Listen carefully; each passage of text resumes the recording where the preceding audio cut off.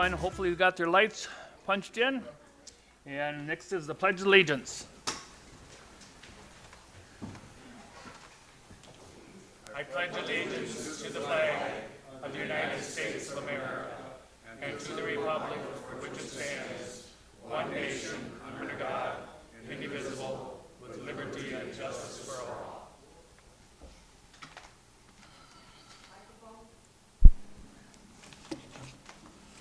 Creator of all things, lover of all humankind, judge of the nations, we remember before you with grateful hearts the men and women of our country who, in the day of decision, ventured much for the liberties we now enjoy.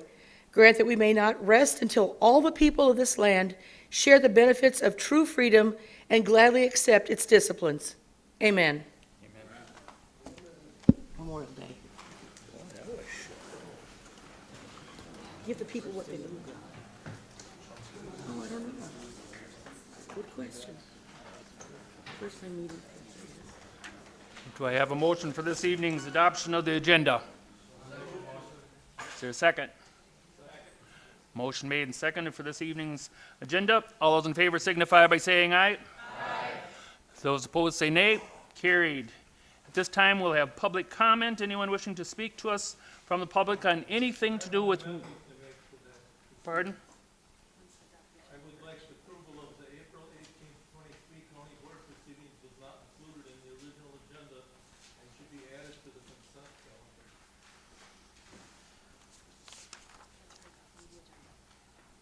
That's on the consent agenda? Oh, you had an adoption? Would you like to say that again, Mr. Albert?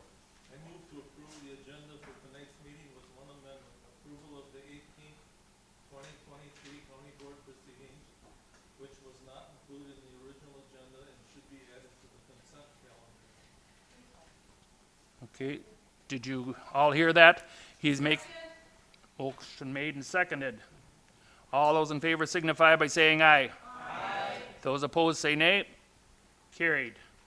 Thank you. At this time, we'll have public comment for anyone that wishes to speak to the board tonight on anything having to do with Winnebago County. May speak at this time. You'll have a 20-minute limit. 2 minutes, I'm sorry. I'm looking for the thing here. There's only one back there, so. I was going to say I can go for a while if you want me to. Hi, Matt Mickelson. I live at 906 Winnebago here in in Oshkosh. I'm actually here to object to Tim Ernst being appointed to Mike Norton's seat. In my opinion, Mr. Ernst is not of good caliber to be on this board. I don't think he has a good idea to represent everybody in our county. I've had a couple of interactions with him over the years. I actually served him a cease and desist order once upon a time and was the next day delivered a no trespass to his property, even though I was acting as a process server. I did call the Oshkosh Police Department about that, and that was actually overturned and thought to be used in improper fashion.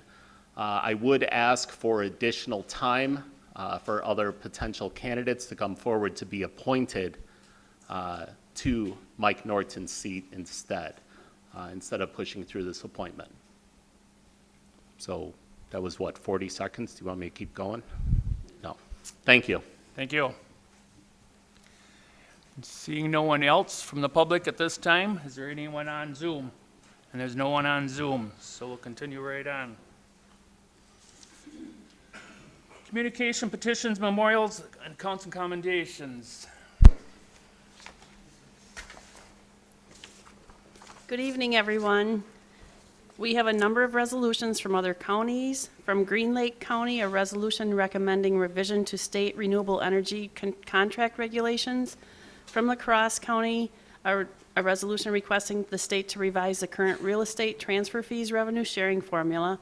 And from Price County, a resolution requesting the state of Wisconsin to use a portion of the 2023 budget surplus for maintenance of the county trunk highway system. All of these will be referred to the legislative committee. We have 5 petitions for zoning amendments, Number 1 is from Gary and Julie Chakowski in the town of Wolf River to rezone from B2 to R1. Number 2 from Hothead Properties LLC in Stephen Fleming in the town of Neenah, rezoning from B3 to I1. Number 3, the Bartel Family Land LLP, Claude Bartel in the town of Wolf River, rezoning from A2 to B2. Number 4, BL Titan LLC, Bruce Karnitz in the town of Algoma, rezoning from B3 to R2. Number 5, Lindsay Bond Locklar, Dave and Eric Robbie, town of Utica, rezoning from A2R2 to R2A2. These will all be referred to the Planning and Zoning Committee. We have 2 notices of claims, one from Chris Schaefer for damage to his vehicle's windshield caused by gravel and stones coming from a trailer pulled by a county vehicle, and one from Erin Metcher for damage to her vehicle from hitting a visitor parking sign at the courthouse that was covered with snow. And we have 3 commendations. Commendation for Laura Forbes. Laura Forbes began working for the Finance Department as an account clerk in January 1991. Quickly promoted, she eventually became purchasing agent and then contract and procurement manager. Laura was responsible for countless requests for proposals and public works projects, as well as purchasing arrangements for all departments. Always seeking to improve the professionalism of the purchasing function, she was actively involved in the Wisconsin Association for Public Procurement and served as its treasurer.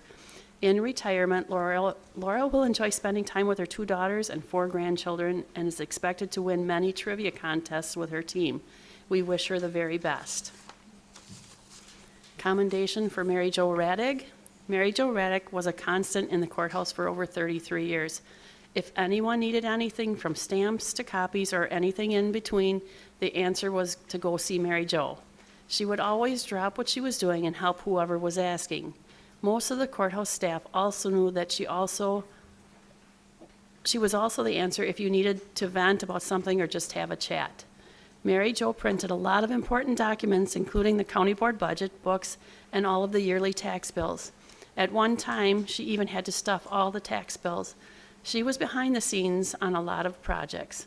She can now slow down and enjoy retirement, playing bingo and spending time with her family, especially her grandson Liam.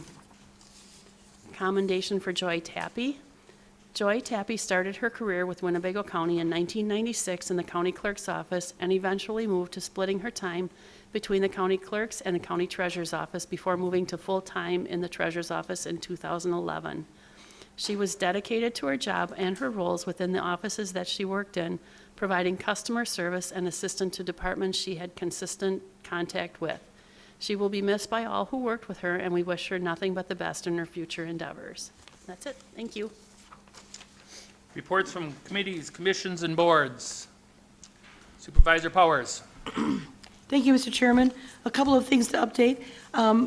Supervisor Gordon and I attended the day-by-day warming shelter tour and ribbon cutting and had a private tour of the place from day-by-day board member, the Reverend Nancy Boehm.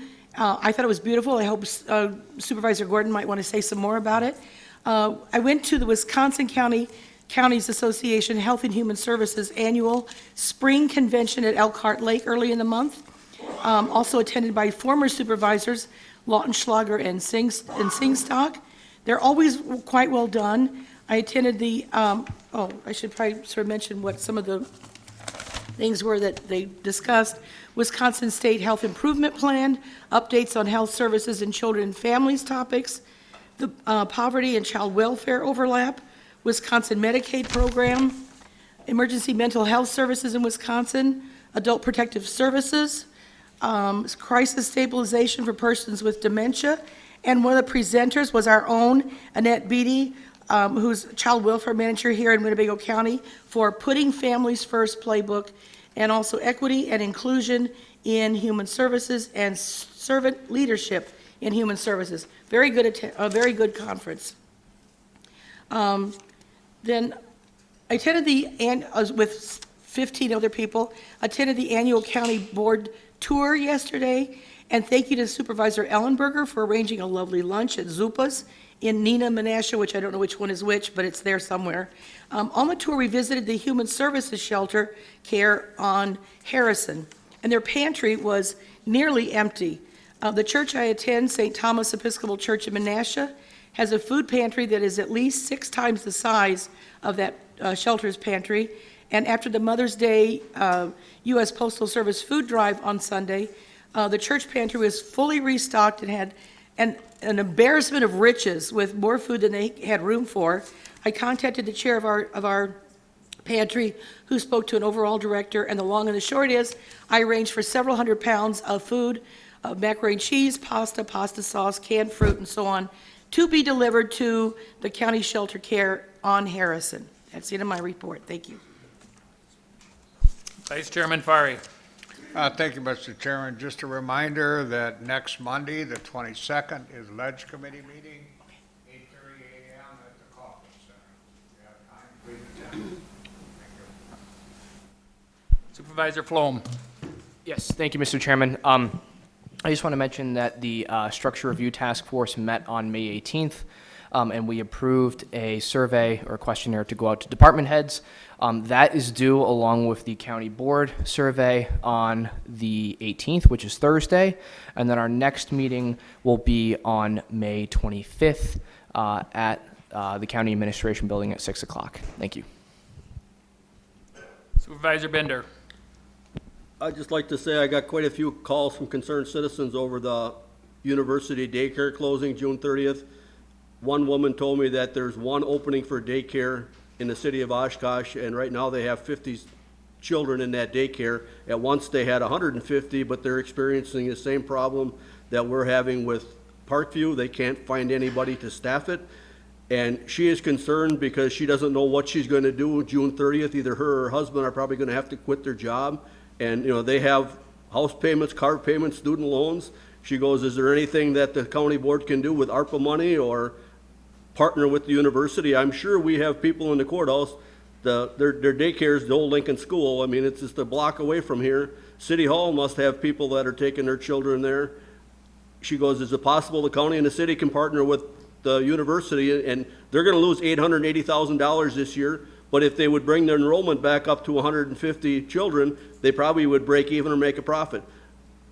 Will that happen? I don't know. But I don't know how we can help them if we close it down. We're going to have 49 children that have no place to go June 30th, and the parents have to work to basically make their bills. So if there's any way the ARPA Commission or anybody here can think of a way of helping to support that, to keep it running, they think they can find some partners if we can give them another year. If they had a year, this got sprung on them in the last 2 weeks. All of a sudden, the daycare is closing June 30th. So they don't know what they're going to do, and they have like 300 people that signed a petition, and they want the chancellor to basically negotiate and try to find a solution to give them at least a year to find some partners to help keep that daycare afloat.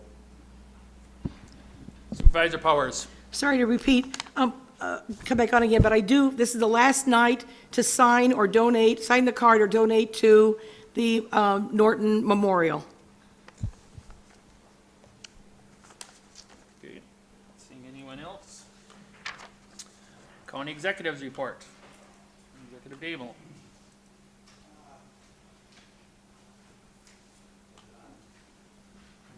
Was on. There we go. Before I get started, I just wanted to comment to Supervisor Powers on your story of the food pantry working together with the shelter care. These are the stories we want to hear in the community. These are, just good people helping out, and I commend you for that, and happy birthday. All right, now on to my report.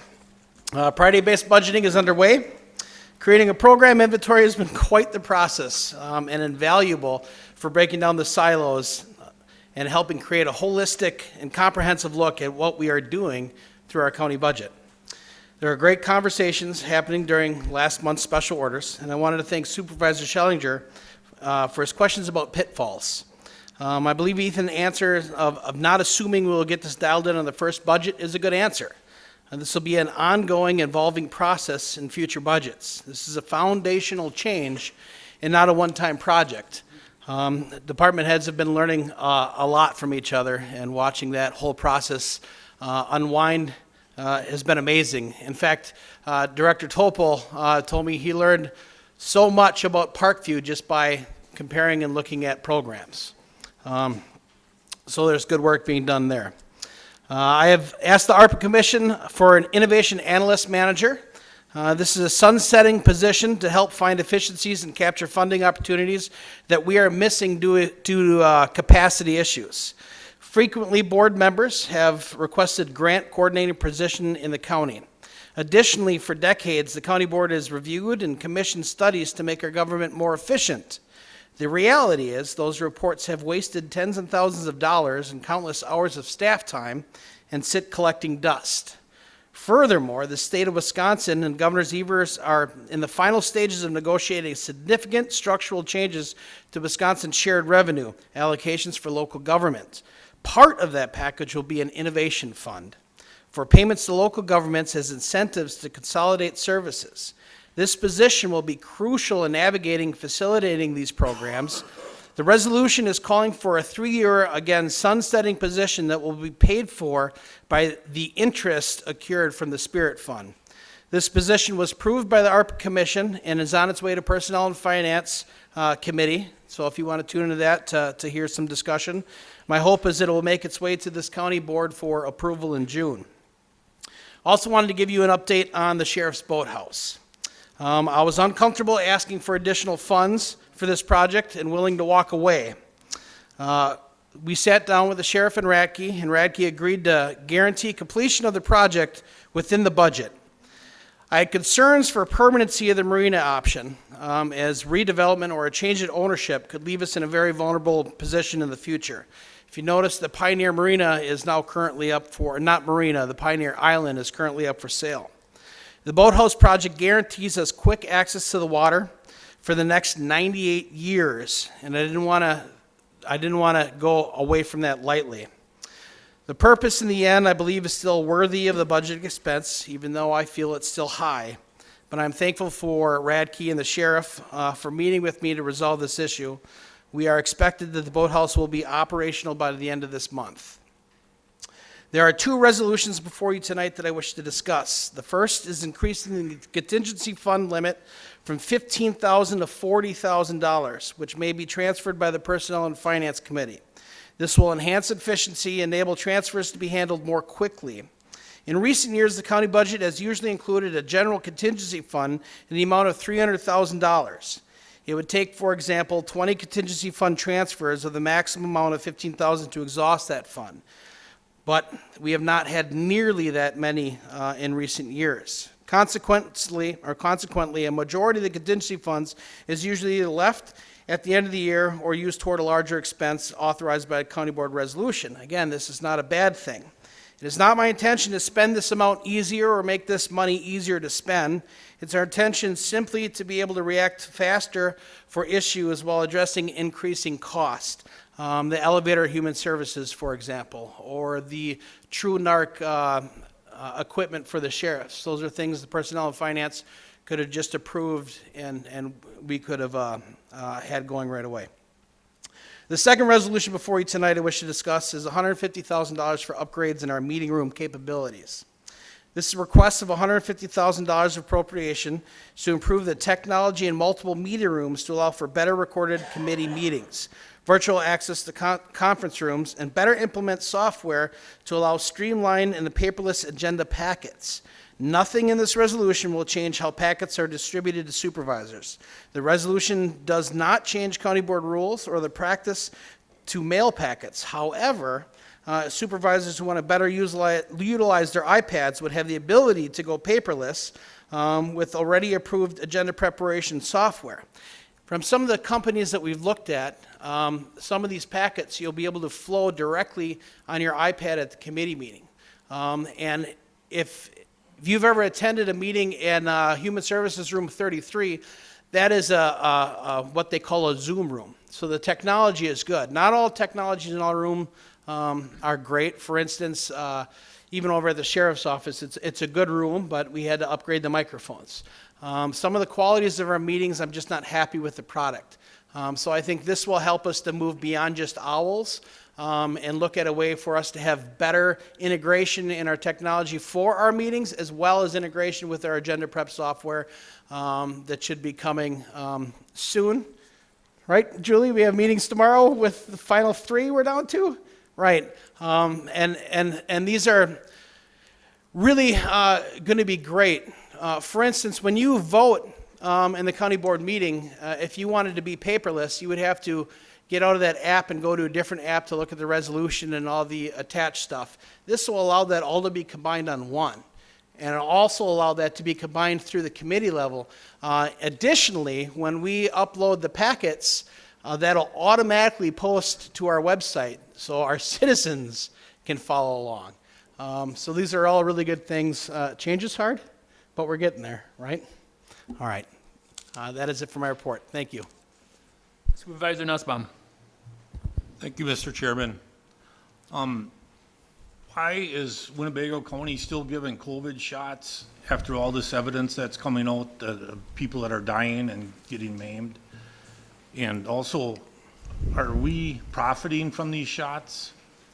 I don't believe so. I don't know the answer to that, but I'll find out. It was my understanding that we shut down our vaccination clinics. Is that correct? People from the health board? Yep.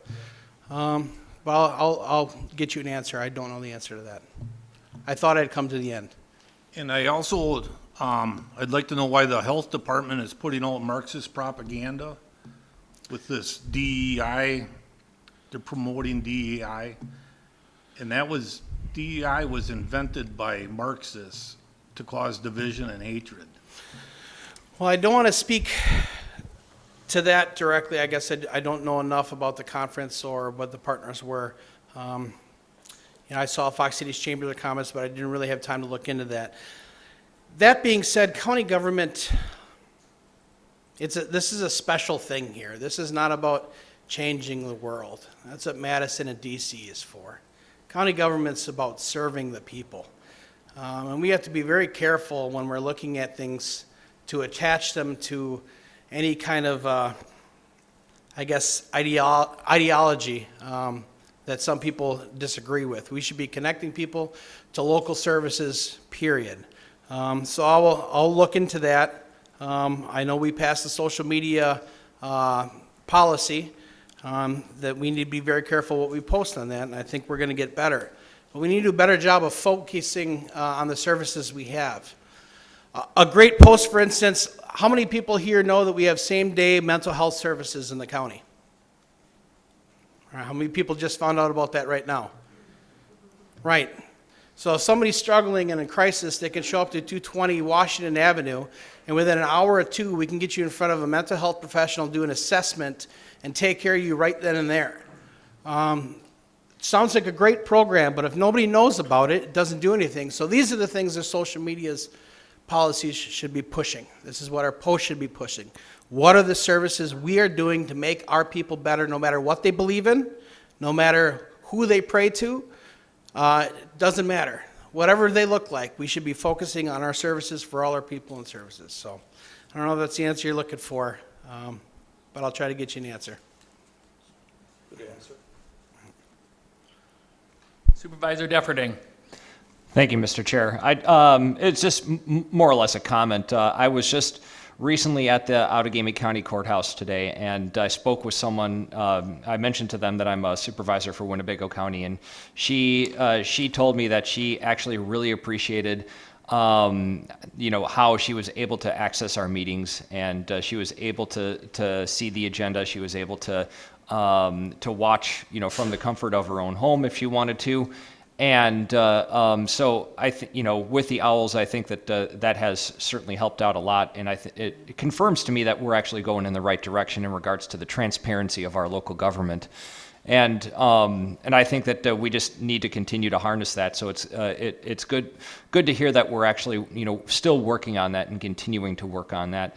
And we had the Fond du Lac County executive at the ad hoc task force for committee structure, and he mentioned about how we can get more people engaged with county government, and his response was essentially just social media, and that was a way for us to, just simply posting the meetings, posting the agenda, and at least directing people to the right people to help them out and engage in conversation, engage in community involvement.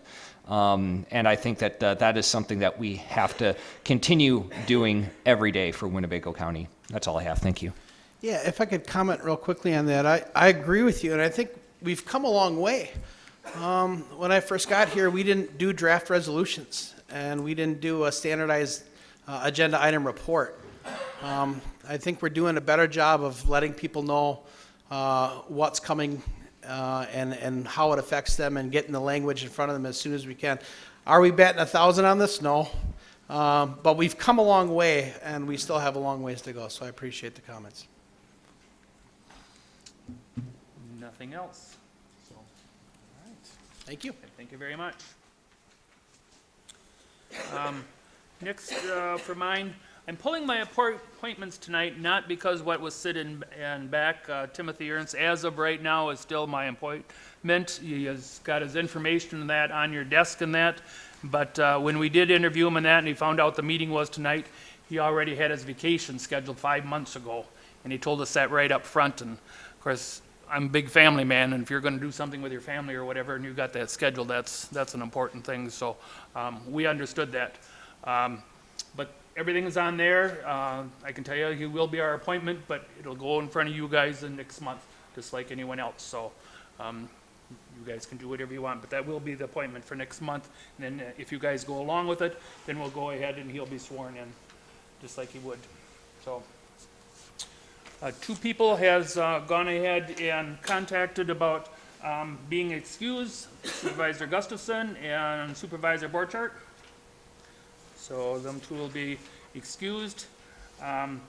Supervisors, if you plan to attend the WCA conference in September, they need to contact the clerk's office as soon as possible to get that in, because some of the rooms, I know on some of the other ones, they weren't able to get them where they were, so you should get that in right away. Last thing that was already said about Supervisor Powers brought it up. I was going to bring it up about Mike Norton again. Tonight will be the last night that I'll be bringing it up anymore, but anyone that wishes to donate towards his memorial, which will be a nice bench for out in the parks, please give it to Miss Powers, I'm sorry, and she'll be giving that money to me, and then it'll be going to the parks. And we've had a very generous donation from Supervisor Bender. Any amount of money that we have not collected, he is going to go ahead and he's going to go ahead and purchase the bench and help us remember Supervisor Norton. So we want to thank you, Supervisor Bender, very much.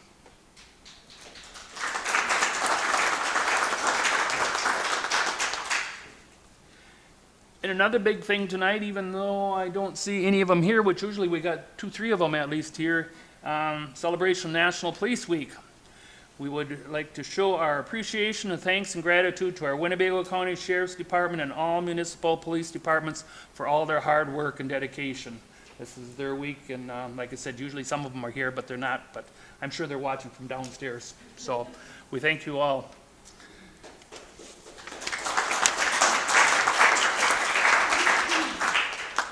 So there's a lot to cover. It seems like it's going to be a short meeting, but I have a feeling there's going to be a lot to have to be said tonight, so we'll just keep right on going along, and we thank you all. Okay, next is our consent agenda. Now, I want to remind you on the consent agenda, before we go into that, on the consent agenda, if there's anything you want pulled, it must be pulled before it's seconded. Once it's seconded, that's going into the consent agenda and it's over and done with. So just so everyone understands that now, and that might be one of the last times I'll announce it, because this will be the third meeting now we've done this. So, do we have a motion for the approval of the consent agenda this evening? Move to approve. Motion made and seconded for the approval of the consent agenda. All those in favor signify by saying aye. Aye. Those that disapprove say nay. Carried.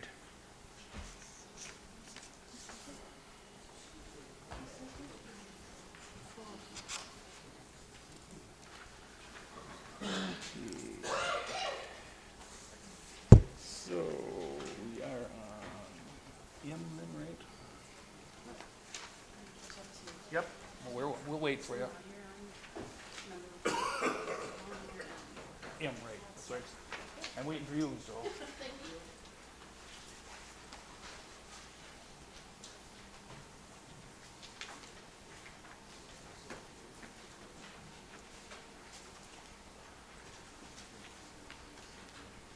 Ready? Okay. All right. Resolution number 227-05, 2023, authorize a budget transfer in the amount of $35,000 for the removal of Netzler home, barn, and garage at Sunnyview Expo Center and to allow for growth. Supervisor Powers. Thank you, Mr. Chairman. I move the resolution number 227-05-2023 to authorize the budget transfer in the amount of $35,000 in regards to the removal of the Netzer home and properties. That's it. Motion is made and seconded.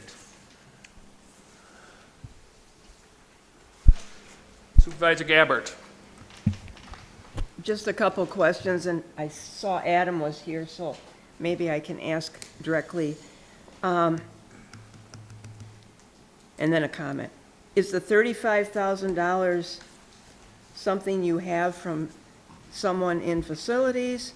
Have you got a contractor that said they'd do it for 35? So many times we have numbers like this and it runs over, so that's my question. Then the other thing is, there's a well and a septic. Are those gonna be, is the well gonna stay and be usable for the people with the gardens? And will the septic be destroyed or abandoned per state codes? All good questions. Hopefully I get all of them. Let me know if I miss any of them. In regards to the budget, we consulted with the highway department this spring, about a month ago, 2 months ago. The price breakdowns on the first page of the memo, the highway gave us a budget of $20,000 for the removal and then the disposal landfill fees. And then the hazardous material, I spoke with a company. We have a little bit of asbestos in the home, asbestos tiling, so we'll need to remove that. So there's a $5,000 allowance for that. Then building a small shed just to keep the wellhead out of the elements is also budgeted in there. And then we also have a contingency of $5,000 just in case we go over or we find more hazardous material or something like that. In regards to, so yes, we are keeping the well, so it can be used for the community garden, and it's expensive to dig a new well, so it's always good to keep that, especially if it's already being used. And then, yes, we would be pumping out the septic or the mound and abandoning it. I think I Good answered them all. answers. Thank you as always. Supervisor Wise. Thank you, Mr. Chairman. I have two questions for you on this. I was here back when we bought that property. It was kind of we never knew exactly what was going to happen. First, we had an offer on, it was accepted, and then we pedaled back on it because there were some folks that wanted to make a hobby farm out of it. And they did everything they could do to do that, but apparently that fell through and it came back to us. I think we had a nice discount on it at that point in time when we bought it. But we've known about this for a long time. We've known that those buildings, as a matter of fact, it was brought up at that meeting. I can recall that. It was brought up in that meeting. It's before your time, but it was brought up in the meeting. What are we going to do with the buildings? Well, they will probably be turned down. We don't think we need them anything anyway. That's been 3 years. And now all of a sudden we're going to take it out of this fund.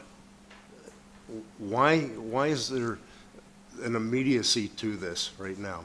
Why can't we wait until the budget and do it after the budget? So we could wait until the budget cycle. Like you said, I guess going back to 2018, yeah, I can't speak for the 2 or 3 years before I arrived. Simply from a timing standpoint, with all the rest of the projects that we have going on in the Parks Department, we just haven't gotten around to it in the 2 years I've been here. Now the barn is falling over. It's a safety issue. So we could wait. The only issue is that especially the barn is a safety issue. The house is starting to show signs of mold. So longer we wait, the more the mold's just going to keep spreading as well. So we could wait and put it in the budget for next year, but we do have a hazardous with the barn out there. Okay, I understand. Second part of this, maybe it's just, maybe I got the wrong report on there, but I'm not sure about why I won't call it the dam project, but the Waku Dam on that. Why is that attached to this? I'm not sure. I shouldn't be included with it. That's a separate agenda item, Yeah, okay. the one right after this. All right. I don't know if anybody else has that, too. The Walcott Yeah. Dam project should be the next one. Should be Yeah, well, it 228. is. Okay. So, okay. I couldn't figure out where that project was. I won't call it the dam project, but where it was. So, thank you very much. Supervisor Swan. Yes, Director Adams, thank you, and thank you, Mr. Chairman. Regarding the well, is it constructed to deep well standards in the county that would prevent contamination from arsenic if it's present? And is that something you've looked at with that well? So all of our wells in the community park and that well, we have to test them because it is Okay. potable water. So we test it every year. So it is deep enough that it is suitable for drinking water. It used to be obviously a resident. Right. And we tested it. We're required to test it every year. Okay, thanks. Supervisor Bender. I'd just like to say that that house and barn is a hazard. You get young kids that go back there and they're playing around, and what's gonna happen is somebody's gonna fall off that barn and they're gonna break a leg. We got a gate up there. If you go by there and you drive down there, they're driving around that gate through the community gardens and they're driving back in there by that house. You know, sooner or later, somebody's gonna start that house on fire and we're gonna have a lot bigger mess than we're gonna have tearing it down. I mean, we waited 3 years. We actually turned back $250,000 this year back to the county. We had a good year at the Expo Center. We should have done a budget transfer out of that and could have carried that money over to pay for this, but we turned back $250,000 because the Expo had a better year than we expected, so we had extra revenue. This is something, if you don't take it down, somebody's gonna get hurt. And to wait another year and take it down next summer, it's only gonna cost more money. I can't believe the highway department's gonna take it down for $35,000. I thought it'd be closer to $100,000. So if we can do it for this, in my opinion, it's a steal. Not seeing any other questions. All those in favor signify by saying aye. Aye. Those opposed say nay. Carried. Resolution number 22805, 2023, request authority to apply for and accept grant funds from Wisconsin Department of Natural Resources for the Walko Dam Restoration and Improvement Project. Supervisor Powers. Thank you, Mr. Chairman. I move for resolution number 228-052023, to request authority to apply for and accept grant funds from Wisconsin Department of Natural Resources for the Walcott Dam Restoration and Improvement Project. Supervisor Cox. Second. Okay, your light lit up. Supervisor Haran. Thank you, Mr. Chairman. I had a question down here. It says, if this grant is not approved by the DNR, is it then Winnebago County's responsibility to pick it up? So if we don't receive this grant, the department would have to come back with, we haven't actually requested so it's in the capital improvement plan. Okay. So you approved, the board approved the engineering for this year, and then next year, the actual construction was in the capital improvement plan for this year, but then next year we come back for approval, so we'd have to relook at everything and see if we're gonna have the same request, or if we'll have to narrow down the project, or we'd have to look, or if we have to look for other funding sources. But then, of course, the hope is that the grant is approved. Correct. Super, thank you. Now, Supervisor Defferting. Thank you, Mr. Chair. Upon receiving this grant, what are some noticeable strings that you think would be attached to this? So typically, Wisconsin DNR Stewardship Grant, just an example, the community park had one at one time. So they're basically the site has to stay open in perpetuity. The grant funds have to be utilized for the purpose of what they're being applied for, and then we have to submit documentation. One of the other things, for instance, and I'll just use community park because it was one that received one, is it does limit how much you can charge to use the space. So for instance, if someone wants to charge for instance, we're working with PGI this summer, and if we charge for parking at the park, we can't go above $8 per day, which is the daily rate for the DNR. So those are the main, I guess you could say, strings that are attached, is that, the park needs to stay open in perpetuity, which we like, and, we can't charge, we couldn't all of a sudden start charging $50 for people to enter on those types of things. Okay, thank you. Supervisor Wise. Oh, I'm sorry, no. Okay. All right, not seeing anything else. All those in favor signify by saying aye. Aye. Opposed, say nay. Carried. Resolution number 22905, 2023, amend section 0.0, role of the county board supervisors of the roles of the Winnebago County Board Supervisors to add section 0.4, addressing the use of Winnebago County-owned electronic devices by Winnebago County Board Supervisors and outlining consequences for misuse of such electronic devices. Supervisor Haran. Thank you, Mr. Chairman. Before I start to talk about this resolution, I would like to thank everybody who has been involved in making this come to fruition. We need a motion on the floor to get it on first. I make a motion that we accept Resolution 229-05-2023. Thank you, sir. And seconded. Now you may speak. Oh, thank you. I want to thank everybody who has been involved in this. This just goes to show you that sometimes it takes a community. We had the Judiciary Committee involved in it.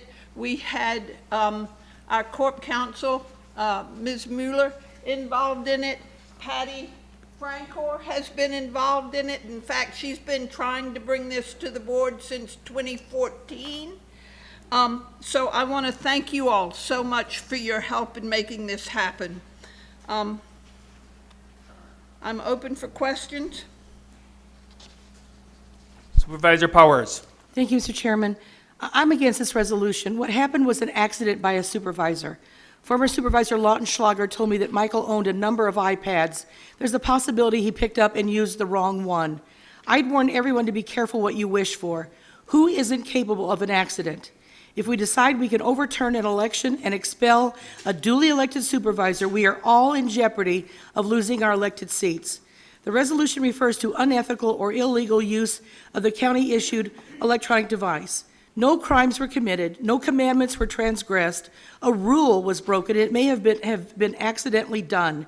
It wasn't illegal, and the view of the ethics involved is certainly subjective. Researching online, I found that there's a 2018 survey that said 109 billion, 12,068,000 videos were viewed on just one porn site that's available globally. That's more than 14 videos. Let's not carry off on this now. We all know where that is. We're trying to forget about that part. This is talking, we're moving forward now. I know where you're coming from, so continue, but let's not go on that part, please. There's a further study that said that 91.5% of men self-reported using porn, and 60.2% of women surveyed self-reported using porn. It leads me to believe that if they're self-reported, the numbers are likely much higher. The resolution doesn't seem to care if a supervisor is guilty of spousal abuse, child endangerment, DUIs, hit and runs, things that are actual crimes. There may be a yuck factor to some people in regards to viewing porn. However, that's not an opinion held by everyone. It's subjective, and we cannot expel supervisors based on an opinion, even if that opinion is held in common by many, many people. Viewing porn is a victimless crime, and some may argue that there may be trafficked girls and women starring in porn against their will. We can't know which or which. Every time I purchase a shirt that's made in China, I have no way of knowing if there was a child labor involved and if a 7 or 8-year-old child was chained to a sewing machine making that shirt. If any one of us purchased clothing made in a country with unethical labor practices, could we be expelled from our board seats? Once again, I warn everyone to be careful what you wish for. There's a current county supervisor who claimed her husband had been an active segregationist since high school. And I've told many people his name, his occupation, and this fact from anywhere from Appleton to Fond du Lac. That was last fall. About 3 weeks ago, I heard that she was now identifying him as as one who was backing integration. So did she lie in the fall, or is she lying now? Or did she simply misspeak? In other words, was it an accident? Because lying about a person is slander, and we all have to we all know that we make mistakes. Be careful what you wish for. Thank you. Okay, I know where this is coming from, that part there, but I just ask that is behind us. These are other things too. There was not just that instance. We've got some other ones, some that are missing, some that have been turned in that are very bad. One of the first things when I took this over, before this ever even happened, what you're talking about, I talked to Patty Francora about this, and she said she had been trying to get this to go on for a long time, and it wasn't about what you were just talking about, so it's just about everything, but I'm sure what you had just mentioned just has brought it to a head, so. Supervisor Gordon. I have problem with the language on line 25. Unethical or illegal use. So how do we quantify this? Who decides what is unethical or illegal?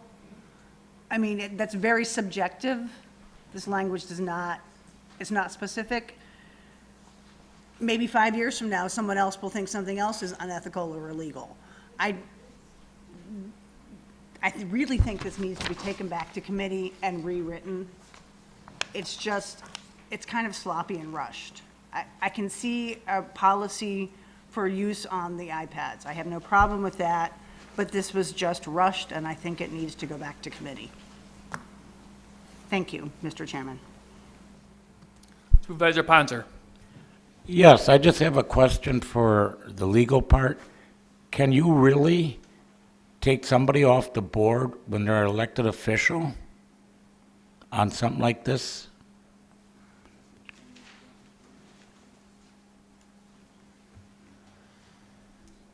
Here we go.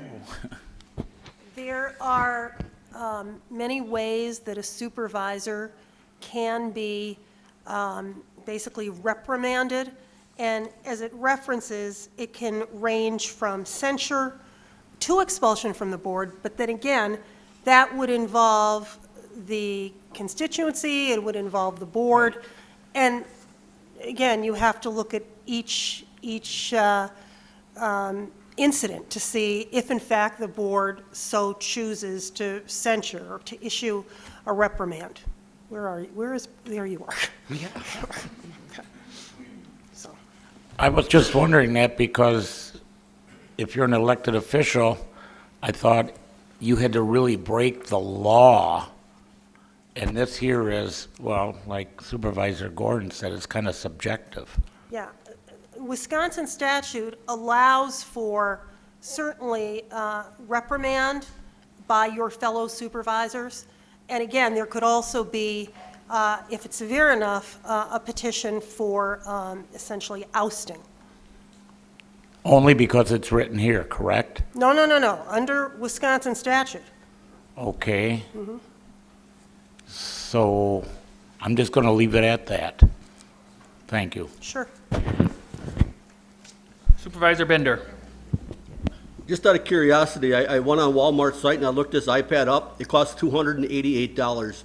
When we had that pandemic, for a year, the county used my internet. Every meeting, board meetings, special meetings, were all Zoom.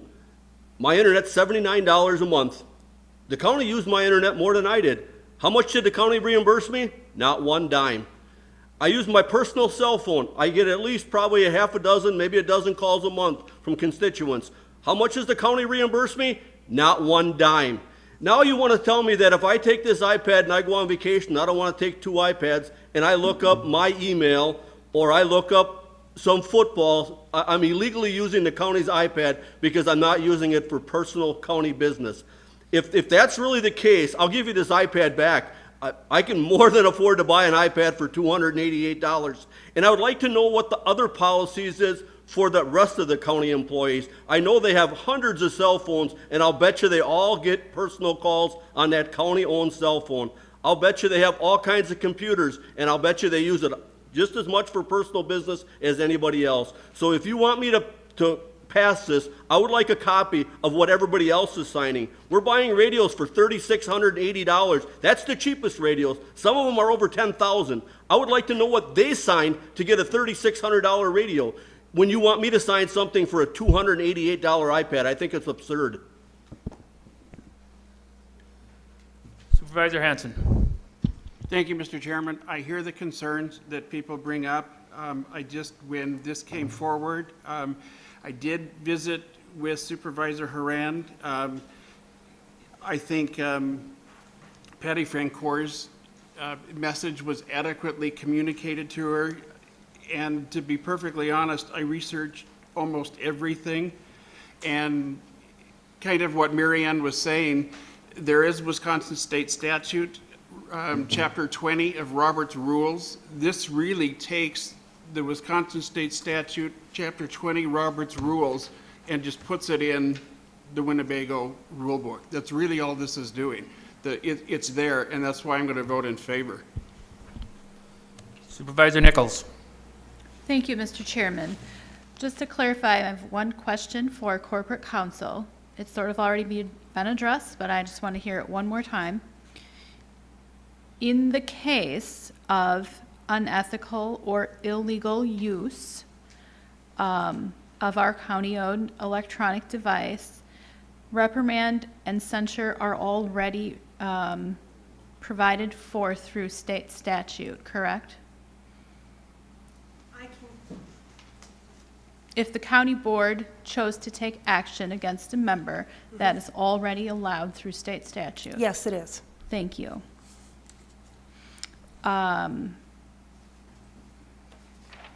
And it is my opinion that in most cases, an attempt to expel someone from the county board really should be left up to the voters. That's my opinion. That's the purpose of elections. There may be an instance where something rises to the level where the county board may need to take action. Because these things are already allowed through state statute, the county board has the authority to take such action if it deems it necessary. And all of us already signed a computer use policy with Winnebago County when we received our iPad. It's for those reasons that I don't feel this is necessary. Thank you. Supervisor Wise. Thank you, Mr. Chairman. A few things here. I agree with Supervisor Gordon. I had a problem with line 25 too, explaining what unethical or illegal use and the words will result in. I had a real big problem with that. If you look at back in, everybody got one of these. It says Ethics Handbook, and they talk about misconduct in public office, and there's a whole list of things in there. I'm wondering if it's going to fall in that category of misconduct in public office. If it is, you know, a lot of these things are, well, it's a Class 1 felony. Let that sink in for a minute there. That's not good. I have a I know the essence of this, and I have a belief in we should be adults with this and knowing what it is. This is a tool, and we shouldn't be abusing it. I'm all for that. And maybe some people will not do it, and we have to do something at that point in time. But it's going to help. It's going to have everybody's going to suffer for this now on this. And I'm not sure that's right either. Supervisor Bender also brought up a good question. I'm sure there are others that we are not the only employees in Winnebago County that have iPads, they have cell phones, things like that are paid for by the county. Are they under the same rules that we are here? I don't know. I have problems with this. I don't know if it should be rewritten or what, but I'm going to vote no on this. Thank you, sir. Supervisor Nussbaum. Thank you, Mr. Chairman. Would it be proper to ask Patty on her opinion on this? That was my next role, so yes. Patty, would you come up and just tell a little bit? Come right up.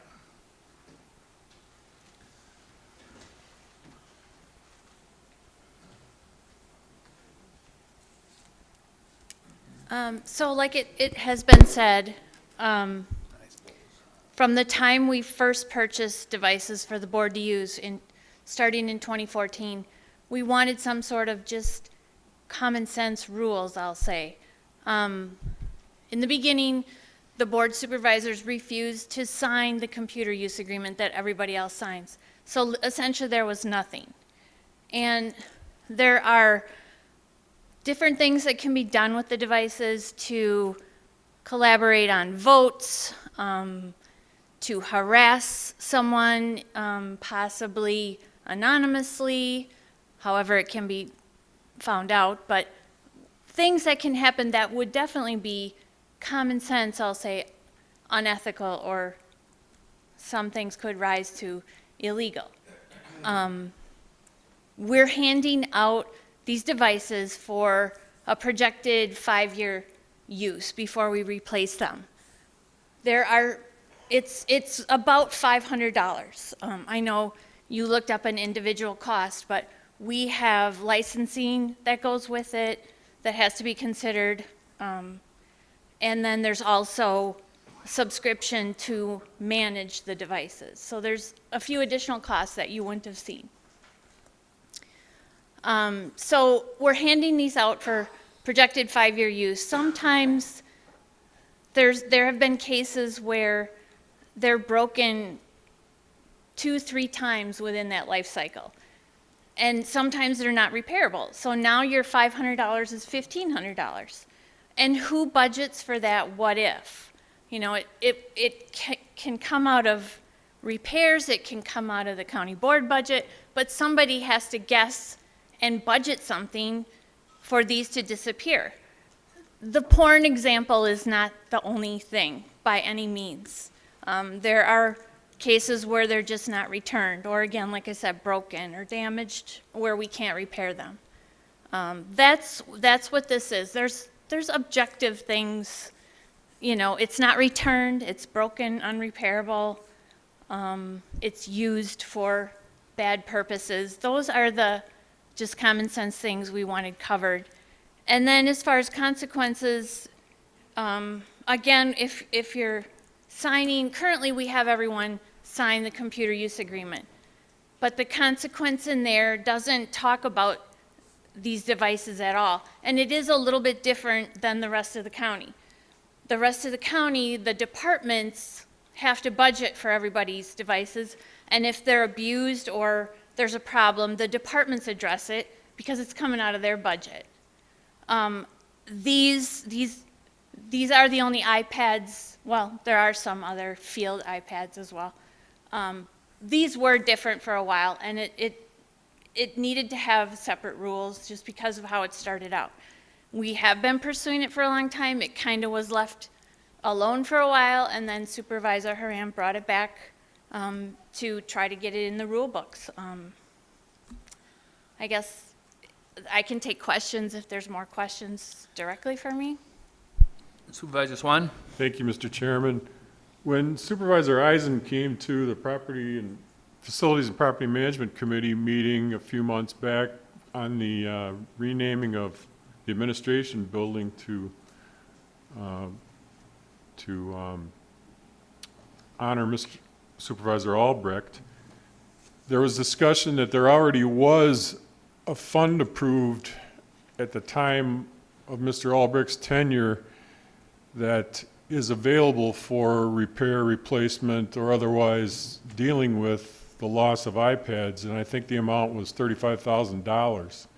So the board has, I guess, already approved funds to self-insure for that type of problem. Can we speak to that? Can you speak to that, Patty?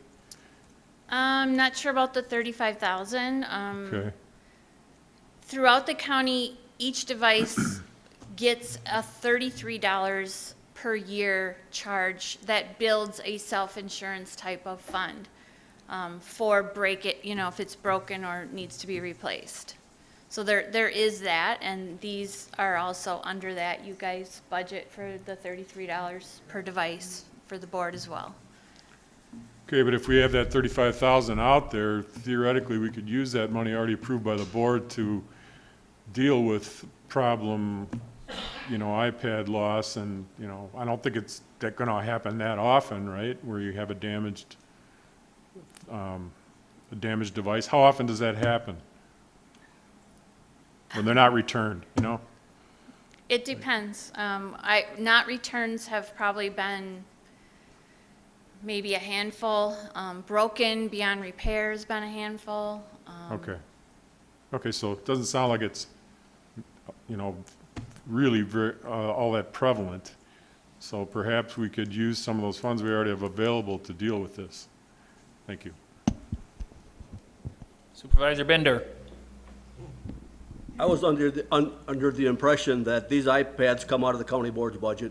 I know when Shiloh was the county board chairman, he budgeted for these iPads. So they do come out of the county board's budget, just like any other department. These are budgeted through the county board's budget. So the money is in the county chairman Egan's budget to repair these and to replace these. So I don't see why, I would sign anything that any other county employee signs. But I don't think that we should be segregated because we're elected officials on this 36th county board. I'll sign what the sheriff signs. I'll sign what Executive Damo signs. I'll sign what you sign. But I'm not going to sign something that somebody just drew up and said, well, this is what the county board is going to sign. I make a motion to send this back to the IT committee and let them bring back something that is standard for all elected officials and county employees. Second. Motion made and seconded to send this back to the IT committee.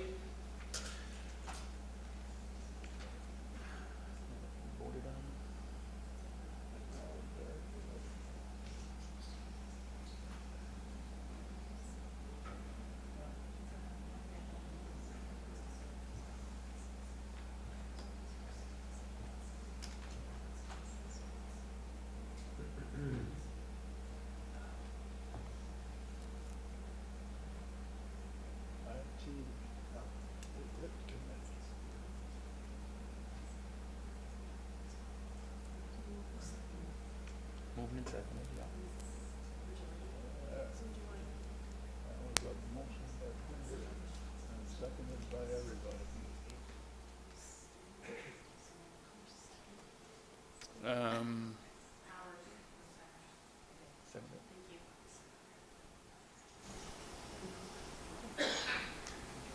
Okay, there was a motion made and seconded to send it back to committee.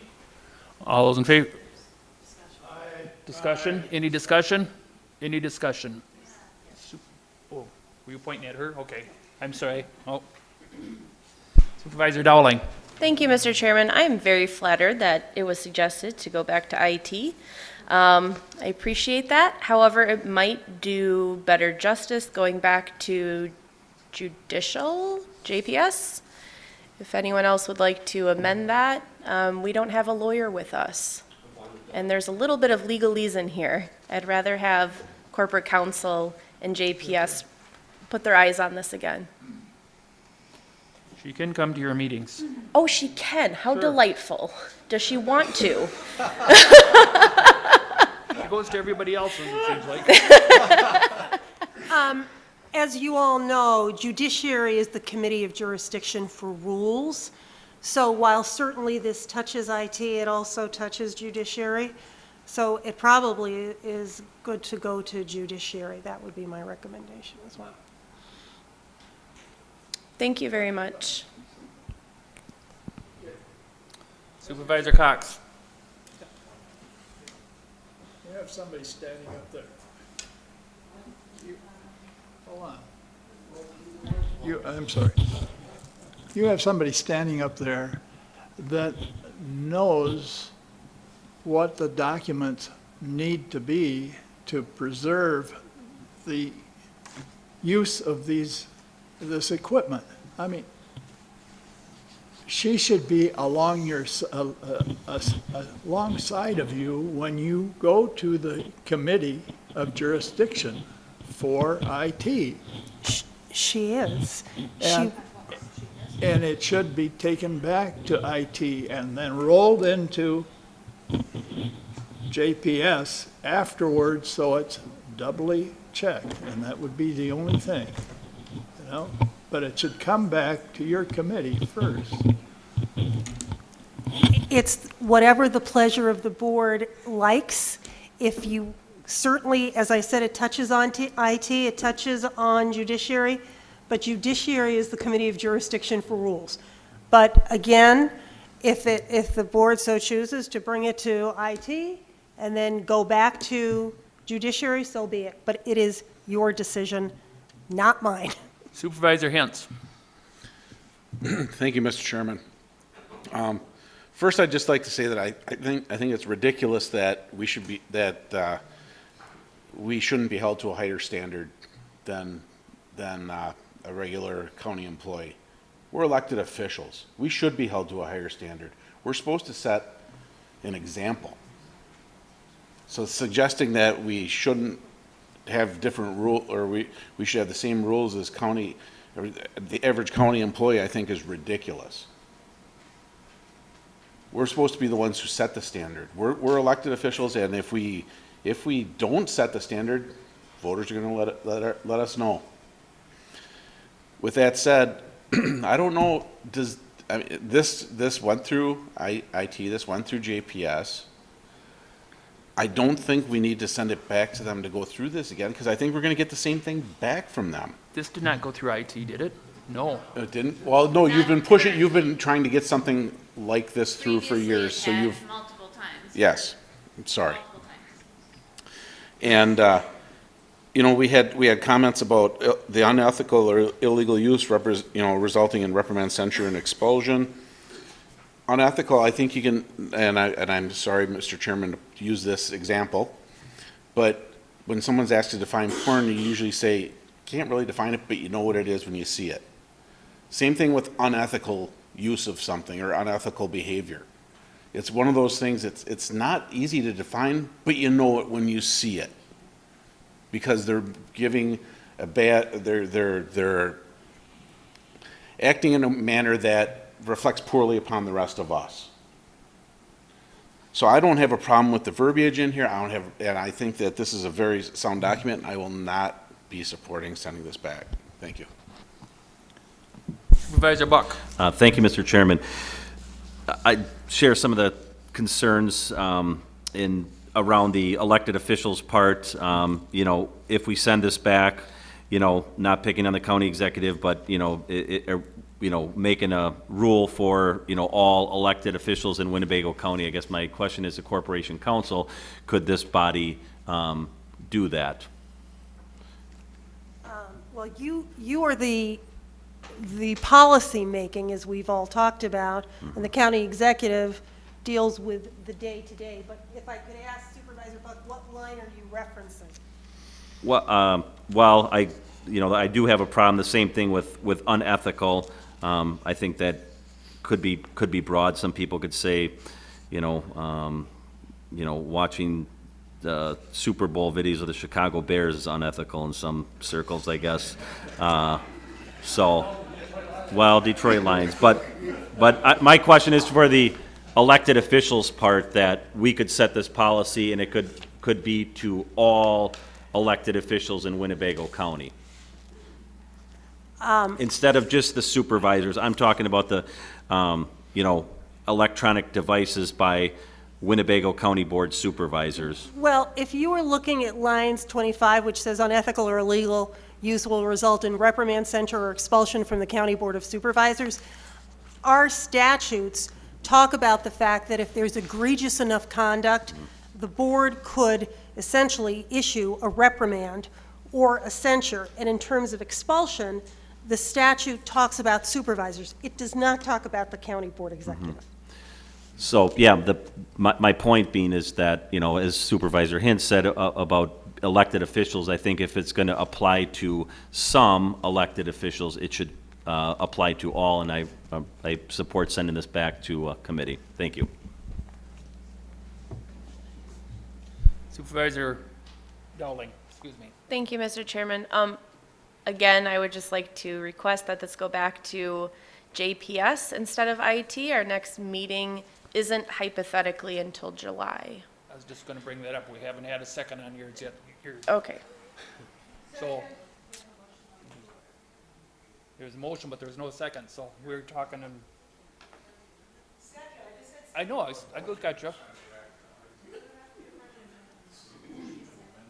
We're a motion to amend, right? It's motion to amend it. So I need to hear the motion. Just hold on. I'm sorry, the motion on the floor was to send it back to IT. Right. And Supervisor Dowling requested to have. Can't hear her. Sorry. That's my fault. Okay, the motion on the floor that I have is to send it back to IT committee. And that one was seconded. And then Supervisor Dowling requested to have it go to JPS. And now there was a She did a second. motion to amend. Okay, so is that amending, so, This is a motion to amend the motion to refer it to IT. Is that correct? so then can I just change sending it back to IT to J? You've got to address this one that has just A come up separate right one? now. Yes. Okay, that's what I thought. Thank you. So we're still in that discussion now. Supervisor Defferting. Thank you, Mr. Chair. I think that, it's pretty clear that per the jurisdiction of the Committee of Rules, that is Judiciary Public Safety, and this was first brought to us, to JPS, and then we made a motion to postpone it so that we could actually get feedback from the head of the IT department so that we can craft this legislation or craft this resolution a little bit better and get some actual solid feedback from the IT department and from Patty Francoeur. So, Oh, I'm sorry. That's okay, go ahead. Go ahead, Brian. Okay. And so I think that in this particular case, we're just kind of postponing the inevitable. It's going to come back to the county board floor, and we're going to have to vote on it again.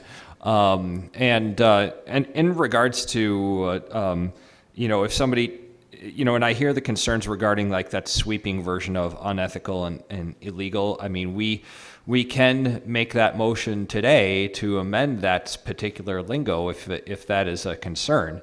And we can make it a little bit more concise if somebody wants to tighten up that definition if we so choose. So I think that we should instead do a vote on this today, and keep in mind that this resolution. I know for a fact that we have had county residents that have come to us to talk about things like this. I have fielded those comments myself from county residents. They were, some of them were pretty appalled with this, knowing that we did not have an actual policy put in place, any particular rules set in place. So, we're just, I think this is just simply addressing what our county residents have concerns for, and that's what we're doing. Thank you. Supervisor Albrecht. I won't be supporting this resolution. I feel as though our present county board chair addresses these situations as they arise now. Supervisor Gabbard. I have a question for Mary Ann. So right now, elected officials, judges, clerk of courts, county clerk, county treasurer, do they have any rules that are comparable to what we're looking at tonight? They have their own ethical obligations and rules. There are the judiciary rules. And, I mean, obviously, Mr. Dable has his own ethical obligations, but if you look in the resolution, again, it's talking about the role of the county board supervisor. So this section is addressing county board supervisors. But yes, in response to your question, yeah. They all sign, did they all sign a form? I don't know. We don't know, okay. I'm just thinking what's good for the goose should be good for the gander. So I'm an elected official. I take an affront that this is just, and I get this is county board rule, but I want to know if all the rest of the elected officials who have laptops are governed somewhat similar, that unethical and all that. Again, I know the state judiciary has its own ethical rules and a judicial conference that will look into any improprieties. But again, I'm not familiar with what judges have to sign, And but then I'm we sure have they the do. employees who have laptops. So is that, Well, I know I must have, when I was here 15 years ago, signed off on that computer use policy. Assuming it was around then. okay. Yeah. I think it needs a little more work, but, okay, thanks. Supervisor Cox. What in the world did I sign? When I signed on to come here, when I became a supervisor, I know I had paperwork that came from you that I signed. Now, did that cover problems of ethics and whatever else that happened, with my iPad? All of you, when we distributed this next round, the most recent round, all of you signed the computer use agreement. We didn't give you your device until we have it signed.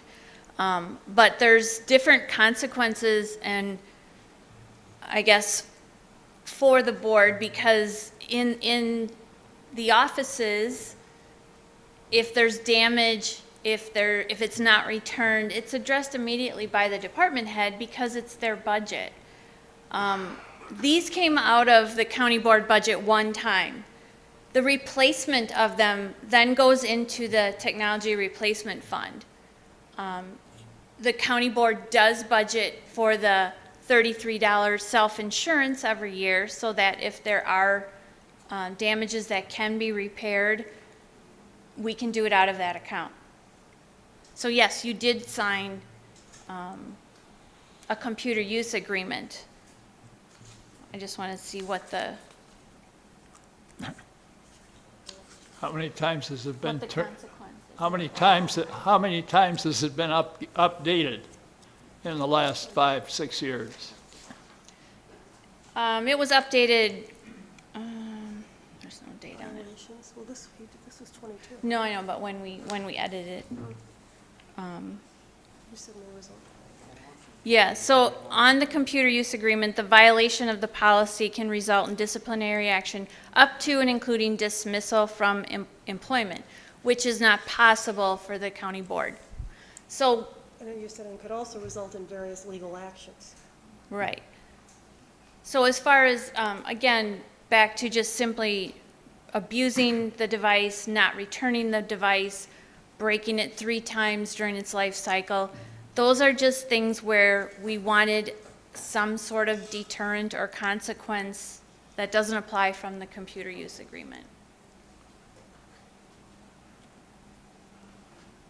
Well, And it's- back to moving this along a little bit, this resolution or moving it back to JP&S, why is there not a dual form, a dual action form that we're signing off the first time that wouldn't apply this type of a resolution or this type of a rule in with the sign off the first time? In other words, update your records so that we can then sign off one time and we've got it taken care of. Well, I can't make a county board rule, so that's what we've been trying to institute for 6-7 years. Incorporate it into your work. I mean, incorporate it right into that form That it's a county board rule? I can't do that. as a rule. As a rule that has been made, you can quote it.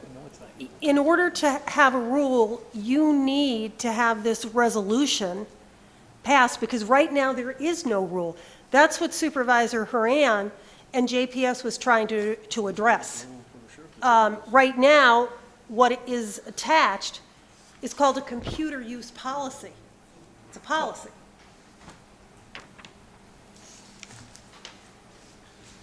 Supervisor Harrison. Thank you, Mr. Chairman. I guess all I think about is common sense here. In my 54 years in business, I signed lots of these forms, and I fired lots of people that misused it. But when they misused it, was serious stuff. But common sense tells me, and I don't even use this for anything other than business here. Because that's what I thought as a new supervisor. I'm not gonna watch a Super Bowl or go communicate it. I'm not gonna do that. That's what it's meant for. If I drop it or throw it around and I break it, I'm responsible for it. I don't understand why everybody's worried about that. If I break it or damage it, I had it as mine.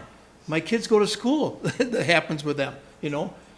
So I don't understand, thanks to Supervisor Powers, to listed all the reasons why we should have it. I didn't know there was that many things that you could do with your iPad to get you in trouble. But I'm just saying, it seems like we're afraid. I want to be held at a higher standard. You know, every 2 years we switch and change, but I'm not worried about setting a standard for the rules. If you break it, you lose it, you misuse it, you get in trouble, you do something, hey, stand up and take it like a man or a woman. You did it, you did something wrong. Patty here has been trying to do it for, what'd you say, many years trying to get this done. I sat in with JPS meetings, they interrogate and talk to people left and right. So to send it back and go through the whole thing again, it's common sense. If you do something wrong, shouldn't you be responsible? I tell my kids that all the time. If you do something wrong, own up to it. So it seems like we're bouncing around that we don't really, I don't want to, somebody else, let's put us all in a group. Come on, let's own up and let's be adults. This is for us. And go on. Sending it back isn't going to change it because they voted 5-0 on it already. Well, how much more can they do than what we're doing bouncing around? I think it's respect that we should be adults. Let me just provide the board with the actual, some of the statute, which might answer some questions. So 17.09 allows for a removal of a board member for cause by 2/3 vote. So you should all know there would be required 2/3 vote of members. Cause is defined as inefficiency, neglect of duty, official misconduct, or malfeasance in office. I don't know if that answers any of your questions, but if the board decided that it was a serious enough situation that essentially there was a neglect of duty, it's not just a majority to say, okay, you know, Supervisor Nussbaum, I'm just looking at you, Supervisor Nussbaum, you're removed for cause. It would have to be 2/3 of membership. Supervisor Haran. Thank you, Mr. Chairman. Patty, question, and it is, do other counties have rules like this? They do. I obtained examples from 8 to 10 other counties that we incorporated. I do have to say that there were a few more details in a previous version, and it was condensed a little bit at JPS just to, I don't know, it was more wordy and a few more details, but yes, 8 to 10 at least other counties have rules similar. I took the verbiage in the last line, 41, 42, right from another county's rule. So yes. And as I recall, in having looked through the information that you sent to me when I first started working on this, it came from 2014. So this is something that has been going on now for almost 10 years. Not consistently. I mean, we started in 2014 and attempted for a couple years to get it in place, and it didn't go anywhere, so it was dormant for a while until, you know, recently it was brought up again. Thank you. Supervisor Hanson. Thank you, Mr. Chairman, and to Corporation Counsel. I want to just clarify that we're really discussing right now the motion to send back to JPS. Is that correct? Let's just, what is the motion to amend? Go ahead. Can you say it so we? Right now, on the floor, I have motion to amend, sending back to IT to refer to the Judiciary and Public Safety Committee. Because I think we're getting, I'm going to call the question.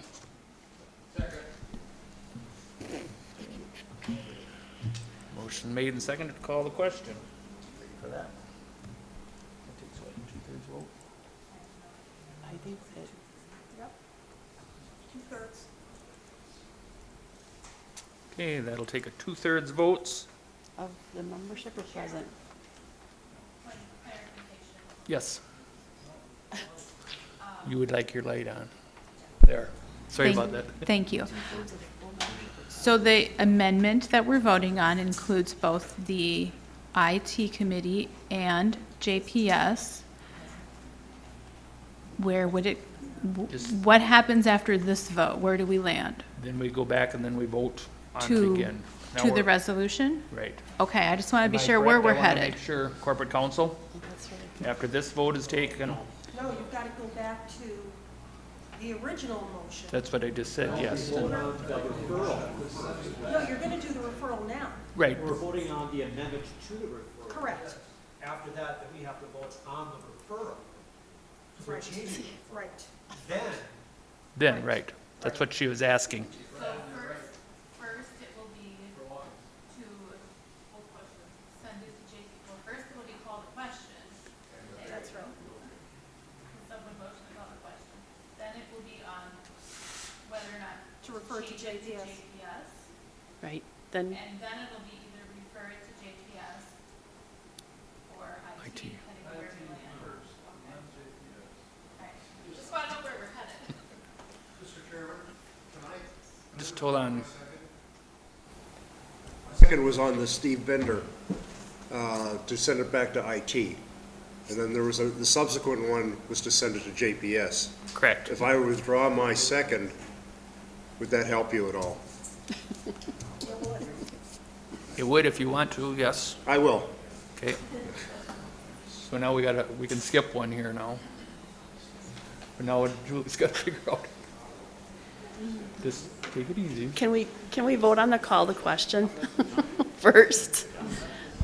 So what Supervisor Wise has just said is the first one to refer it just back to IT is the one that you would take back your second, so that one would go away.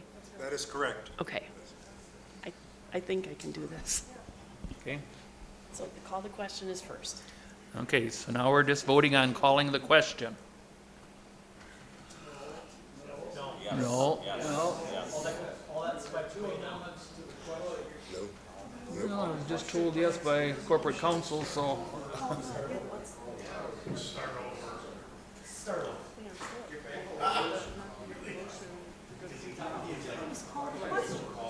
No, they're saying not, so you can say it up until. You've got to, it's someone who called the question. Okay. Right. So then you've got to take that up. Right. They're saying not, so. Even if the original motion, second, has been pulled. So wouldn't that all? No, it's going to, before that was pulled, he called the question. Okay. I'm sorry, Supervisor Hanson. We're calling the question. Yes. Okay. That's 2/3, correct? Yes. Do you want to do it by machine? No, I did it by voice. Okay. All right, we'll do it by voicemail. So all those in favor of calling the question signify by saying aye. Aye. Those opposed say nay. Nay. Carried. So now I believe, I'm sorry. Marianne? Marianne? Okay, You can talk to him sorry. later. Now I believe we're back to the motion. Okay, that's okay. I believe now we're back to the motion to send it not to IT is what my, and to judiciary instead. That was amended.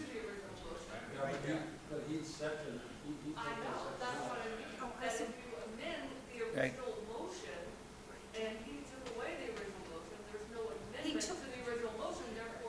So now you're back on the resolution. Okay. That's correct. So he's taken away his second to the amendment, so there is no second. So now you're back to the original. So go back to the resolution. To the, okay. Supervisor Dowling. Thank you, Mr. Chairman. I motion that we move this to JPS.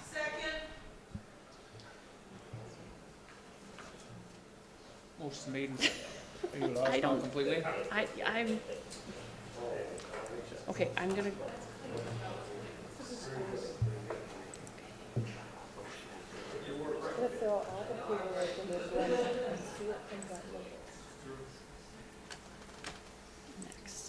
And this one is no vote required.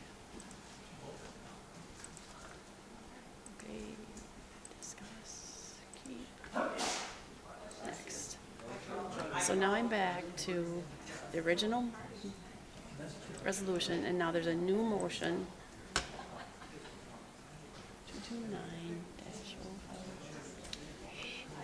to refer.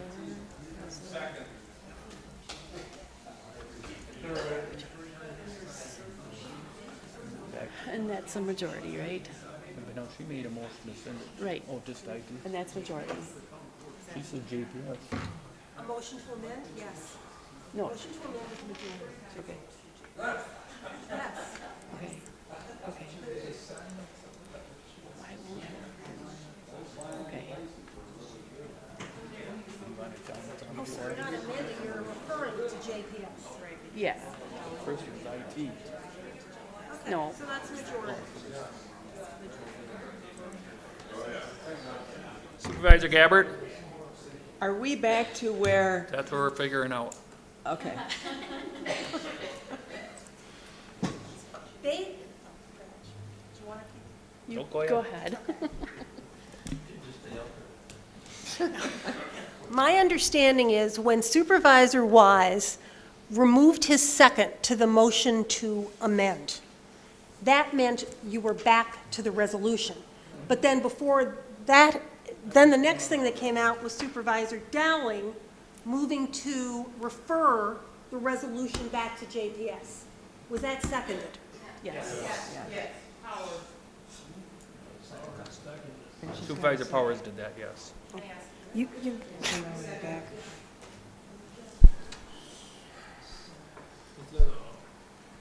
Thank you, Mr. Chairman. On line, Marianne, on line 25, it seems like the term unethical or illegal is the thing Concerning stopping language? this. Correct. Could we change it, instead of sending it back and then doing this all over again in 30 days? Could we just change it to say per state statute will result in da-da-da? Is that easier for The everyone? language rests with you. You can do that. Sure. Or, again, you can send it to judiciary, however, whatever the board so chooses. Is that easier? I just don't want to fail. Okay, never mind, thank you.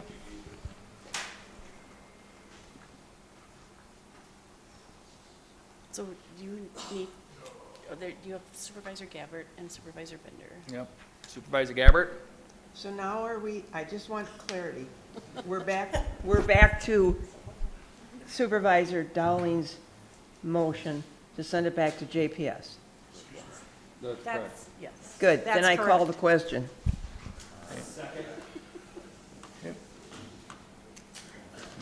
Ready for that now? That's 2/3. Question has been called now to send it back to JPS.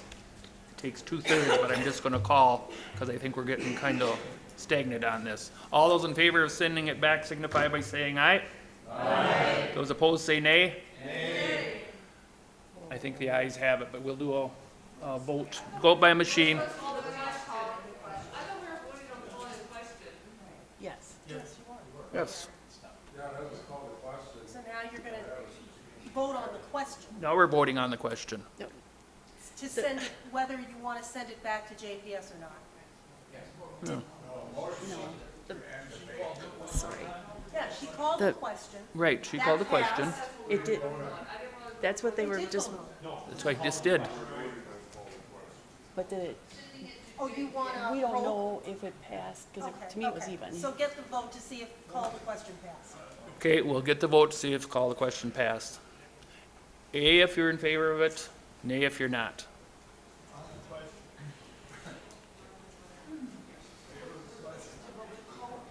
Yes.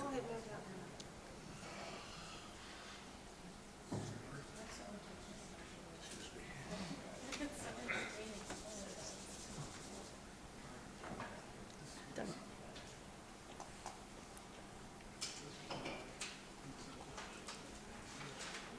Okay, so that passed. And that passed.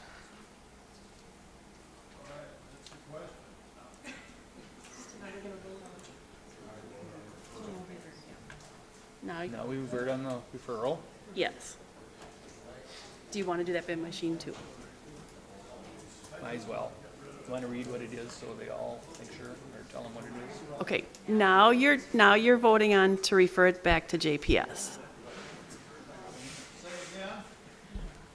Now you're voting on to refer it back to Judiciary and Public Safety Committee. A if you're in favor of it, nay if you're not. We'll do it on machine.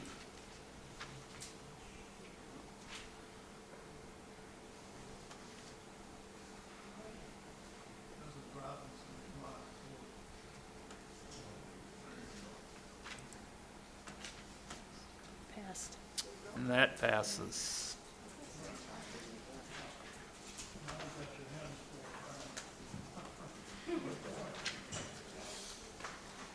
Are we done now on that one?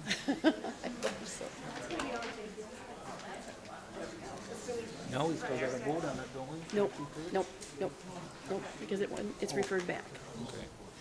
So, Resolution number 230-05-2023, amend section 29.9, parent 5, parent B of the rules of the Winnebago Board of Supervisors to increase limit on contingency fund transfers which may be authorized by personnel and finance. Supervisor Cox.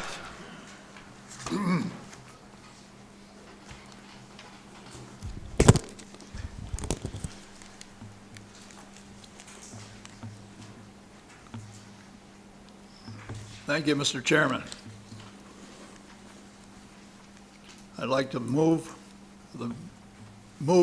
for the resolution, amend section 24.9, parent 5, parent B of the rules of Winnebago County Board supervisors to increase the limit on contingency fund transfers which may be authorized by the Personnel and Finance Committee.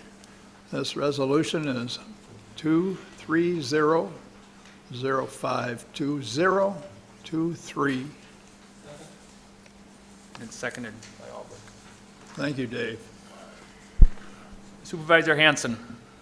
Thank you, Mr. Chairman. I realized from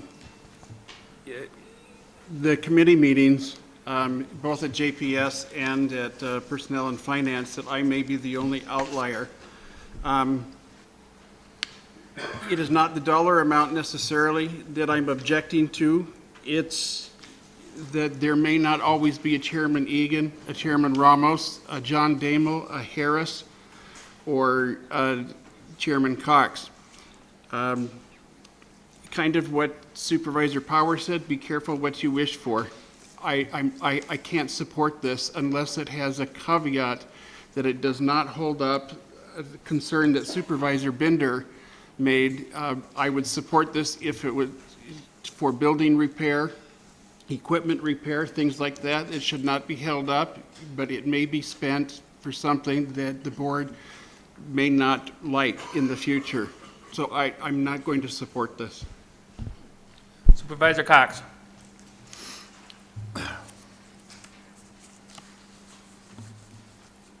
Thank you, Mr. Hanson, for your comments. This is a general order that is part of Personnel and Finance. It's directed at increasing the use of the contingency, which is only $300,000. It allows for the movement of money in budget transfers, which up till now was only $15,000, and it stopped, and we had then to write a resolution in order to pass it and bring it to the board in order to pass it. That costs us a lot of time, at least 1 month, in trying to take care of repairs or trying to take care of any other particular item that needed to have a few dollars, $15,000.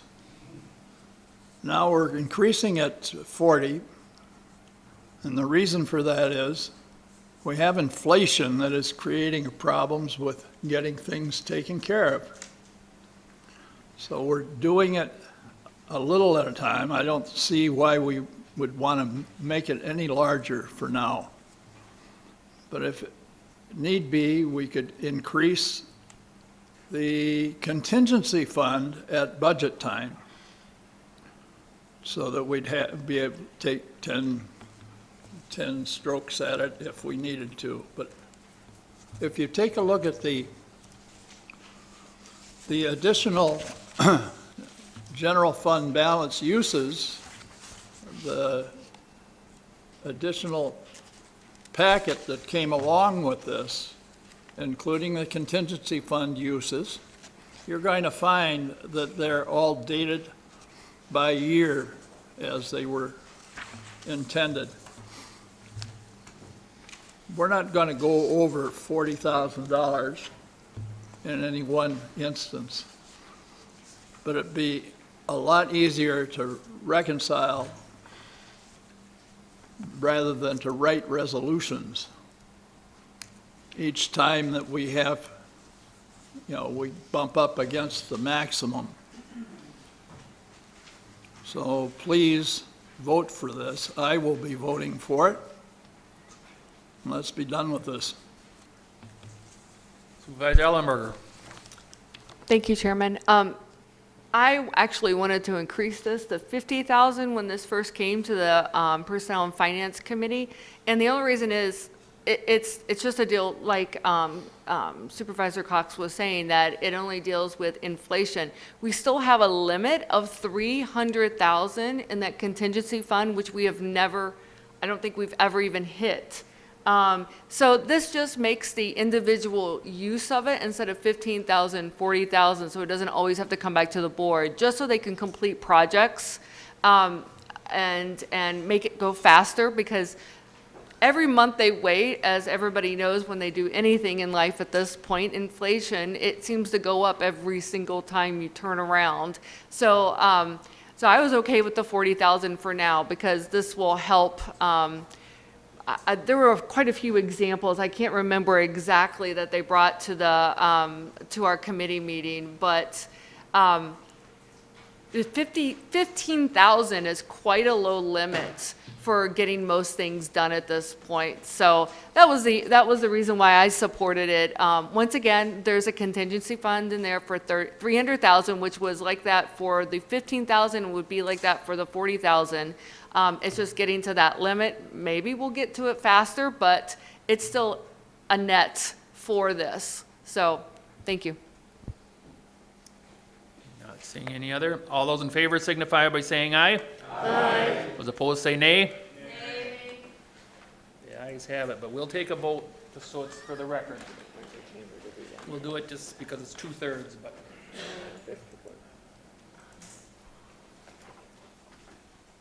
If you're in favor of it, vote A. If you're against it, vote nay.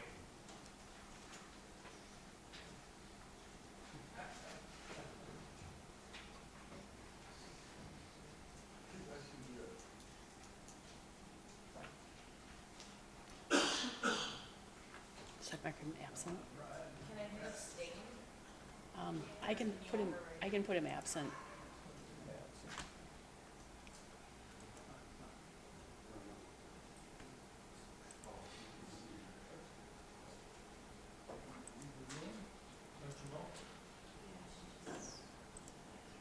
There, I got him. Thank you. Yep. Passed, 27 to 5. And that passes 27-5. All right, next is resolution number 23105, 2023, petitioning the Secretary of Transportation for airport improvement aid. Supervisor Gabbard. That would be you. That would be me. And I want to speak after this, if we get a second for this. I move for approval of Resolution 231052023. Okay. Okay. I just want to highlight a few things and give my take on this. So we were notified by FAA that our Winnebago County Airport Whitman Field would be eligible for a 100% federal grant through some federal funds for chiller improvements at the tower or any other improvements at the tower. And this is only for airport towers for general aviation. And it's a BIL grant, which is fully funded by the federal government, FAA. There is no county expenditure here or no BOA expenditure. So there is a rush on this. We went through the process. We applied for the grant. It's $200,000. This is the last leg of the journey before we get the approval. It will only be spent on things for the tower, which the main concern is replacing the chiller system, which you've heard Mike Elder speak about, that all our 22 chillers have to be replaced. There are some other things mentioned here. One other thing is the new access control system for the computer out there.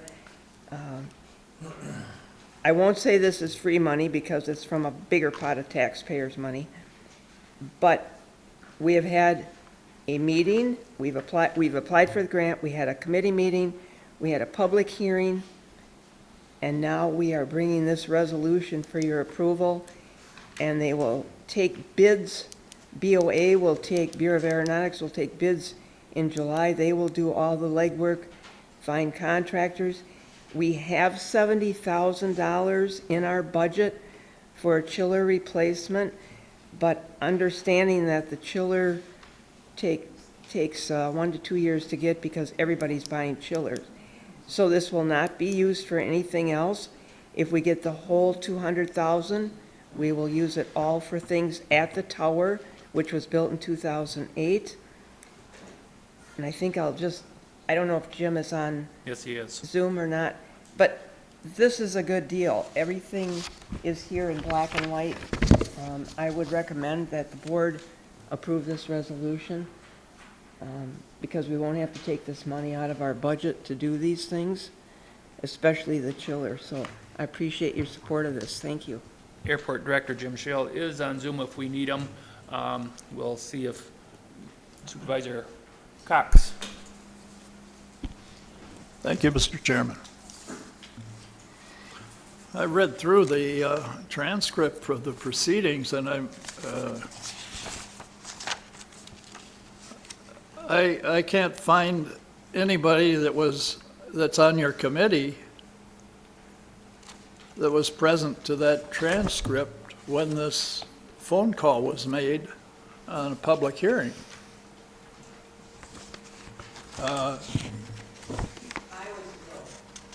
Well, I know you were excused, but shouldn't there have been? I know, but it was 20 minutes long, and it didn't have anybody from the airport committee on the call, on the Zoom meeting.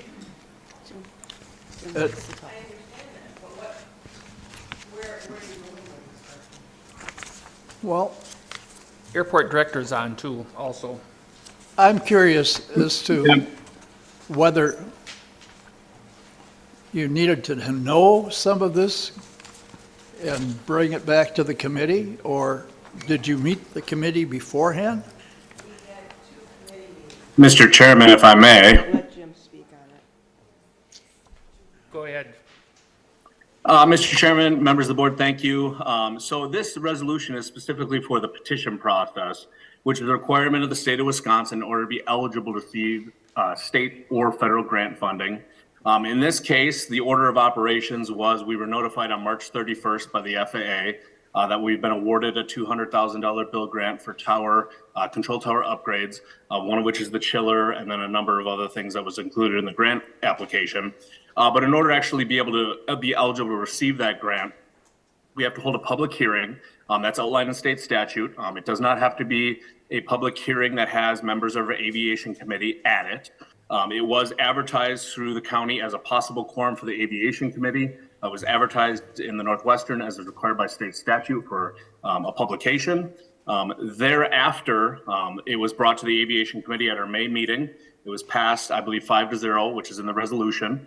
And then also the requirement is that the county board adopt a resolution to approve this current petition to the state, which essentially allows the county executive to execute the agency agreement with the Bureau of Aeronautics, which allows us then to move forward in the remainder of the steps in order to actually design the work for specifically the chiller replacement, which requires some design work on that building.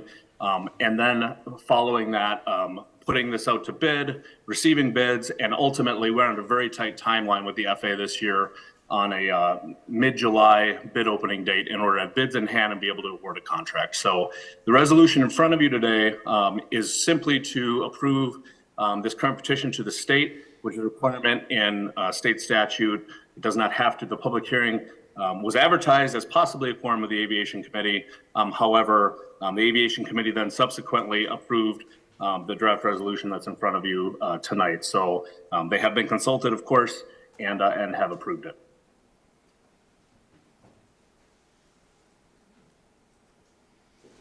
Not seeing any other questions. All those in favor signify by saying aye. Aye. Those opposed say nay. Carried. Resolution number 23205-2023, approving $150,000 from the Spirit Fund County Government Projects category to improve meeting room with virtual capability and provide other technology upgrade to support higher quality streaming, including paperless agenda packet options. Vice Chairman Fari. Thank you, Mr. Chairman. I move for approval of Resolution 23205-2023. Made and seconded. Supervisor Cox.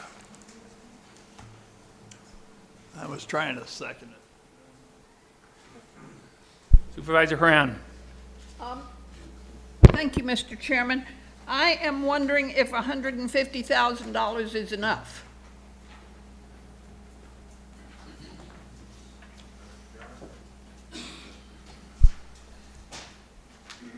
You're on. Thank you, Mr. Chairman. This was suggested by the administration, specifically the county executive and his, I believe, Ethan. The question about was it enough was brought up, and we were assured that it should be sufficient to achieve the goals that are set forth within the resolution. Thank you. You're welcome. Supervisor Swan. Thank you, Mr. Chairman. I think I heard told in the county executive's presentation tonight that we would have split screen capabilities to be able to view, both our vote software and other software that would, like the agenda.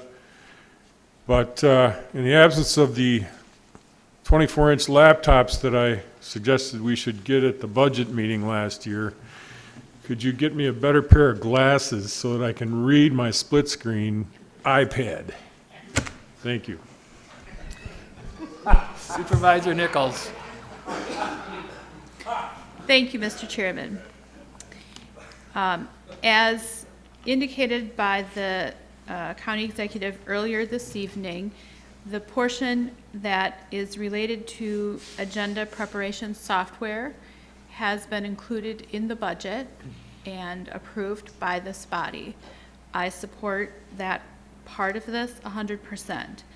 I have concerns about higher quality streaming capabilities in certain rooms. If you think back to April when we first had this discussion, or May, at the beginning of this county board, one of my concerns was that we were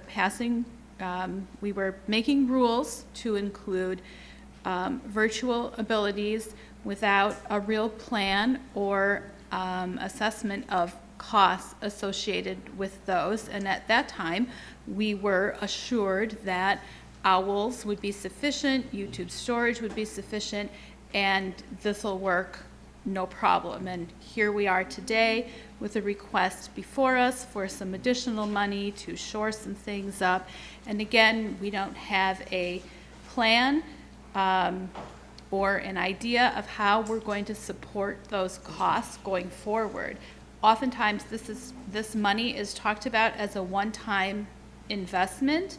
However, we know that technology requires upgrades and has a very short lifespan. So we're being asked to fund something, once again, without an idea what costs will be incurred in the future. We don't have a plan for what to do in the event that these things don't work, like we're sort of learning with the owls right now. So I'm happy that the agenda preparation software is moving forward and has been approved, and I will not support this particular resolution only because of the request for additional funds for streaming equipment without a proper plan in place. Thank you. Vice Chairman Fari. I was going to suggest that perhaps the county executive who brought this forward to the ARPA Commission might want to respond to that, but I see he's left the room, so I'll not make that request. Do you know anything about it? I didn't hear what he said. I didn't hear what Chuck said. Want to know anything about any of this? We usually don't have the county exec. He's got his chance beforehand, so that's, if we start, then you're going to have him up here all the time, so usually we don't have him. I understand, sir. I simply can't answer that question myself, so. I think he gave a pretty good explanation before. Supposedly they've looked at the technology, him and Ethan and whoever else, and it's something we've taken his word on it before, and I guess as of right now, I guess I would have to take his word on it now that they're looking at the best possible. Did I miss somebody? No. Mr. Chairman, I'll just add that I had a conversation with the county executive before the meeting, so he was aware of my concerns and questions. Thank you. Thank you. Not seeing anything else. All those in favor signify by saying aye. Aye. Those opposed say nay. Nay. Carried. Ordinance number 23305-2023, invoking the authority of Wisconsin Statute 59.10, Parent 1 for Winnebago County to become a self-organized county. Supervisor Wise. Thank you, Mr. Chairman. This is involved with the ordinance invoking the authority of Wisconsin Statute 59.10.1 for Winnebago County to become a self-organized county. This is ordinance number 233-052-023. I make a motion to put this on the floor. And I heard somebody say second real quiet, but, okay, we have a second. Supervisor Zelmer. I wanted to speak on the resolution. Okay. I appreciate the folks that worked on this to bring it to the floor and the time they put in. However, I am not supporting of it. I believe that the system we have now is working. There might be a kink or two in it once in a while. So I hope that, I implore all of you to say no. And remember the adage, don't poke a sleeping bear. Thank you. Supervisor Flom. Thank you, Mr. Chairman. I just want to remind the supervisors here that the only thing that this resolution does is serve as an enabling authorization for us to, as a board, begin to look at possible options, and gives the task force on per diems the capability to bring forward a proposal. So I just want to remind you guys that this is the only thing that this does. The task force on per diems is only tasked with looking at per diems. There are a lot of things you can do as a self-organized county, but for their part, and I don't want to speak for them, but the way I understand it is they can only address per diems. So I just want to allay those concerns. Thank you. Supervisor Dowling. Thank you, Mr. Chairman. I am not personally on the ad hoc task force for per diems, but I do very much appreciate all of the hard work that everyone's put into this, as well as the perspective that they bring into ways that we can work more efficiently together, not just for us, but for the public. There's a lot more public than there are us. So I will be supporting this, and I encourage my fellow supervisors to do the same. Supervisor Eisen. Thank you, Mr. Chairman. I stand in opposition to enabling Winnebago County to become a self-organized county. Number one, there is no need. Number two, becoming self-organized enables the county board, one, to strip the county board chair of the responsibility to fill supervisory vacancies. Number two, permits the county board to stagger supervisor elections, half in 1 year, half in a second year. Do we need this? Number three, allows the county board to change to a salary instead of per diems. This already exists in Wisconsin Statute 59.10, parent I. So I submit to you, there is no practical reason I can see to burden the county board with self-organization. Thank you. Supervisor Hanson. Thank you, Mr. Chairman. I just want to clarify that, because I hear what Supervisor Eisen says, I really do, but this is really just allowing discussion, is that correct? We can't do anything without passing this. And so we would just need to then dissolve that committee completely, is that correct? If we don't pass this? Correct. Their job was to do the For per diems, just- and that's what they've come up with, yes. Just because I would like the discussion, I will always encourage discussion, I'm going to vote in favor. Supervisor Ellenberger. Thank you, Chairman. I just want to also do a little reminder that this is only to vote for self-organizing. If the per diem committee, ad hoc committee, would like to use this for looking at compensation, we have to also pass another resolution just to look at the compensation piece. If somebody is looking to do staggered in the future, they would also have to bring in a resolution to work on the staggered of whatever.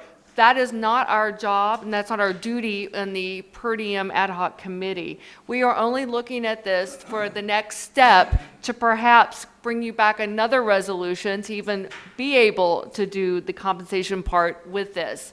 That this is just one small little piece, and then there's three underneath it. Those three underneath it, just passing this tonight does not automatically give us that opportunity to go forward with the next three. Am I correct? Yes. Okay.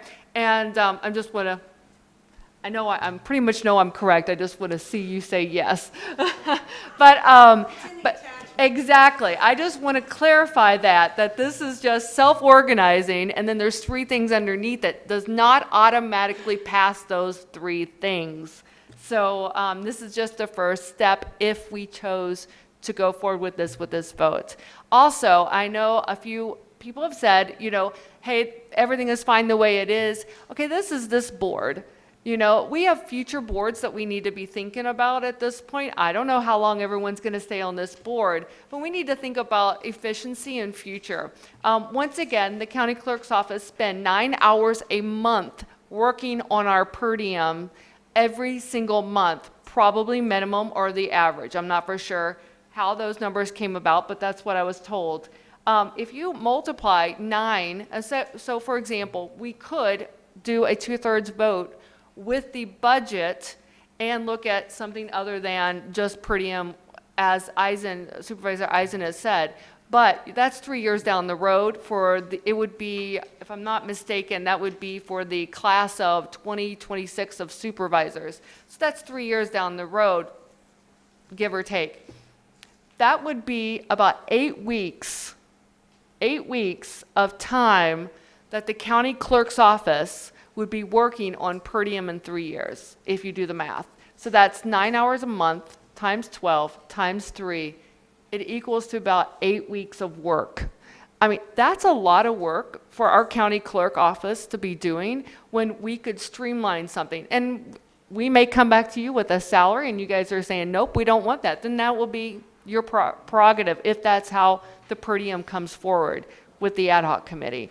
I just want to make sure that everybody understands this is just self-organizing and there's 3 things underneath it. And I'm sorry, I'm out of time, but that this is what this resolution is. Thank you. Thank you. You brought up about the time. I wanted to thank you about that. The reason we aren't calling the time is because the timer isn't up here and we don't have the dinger going. So if that ever gets going again, we'll be back on our 2-minute thing. So, but thank you all. It's been good discussion. Vice Chairman Fari.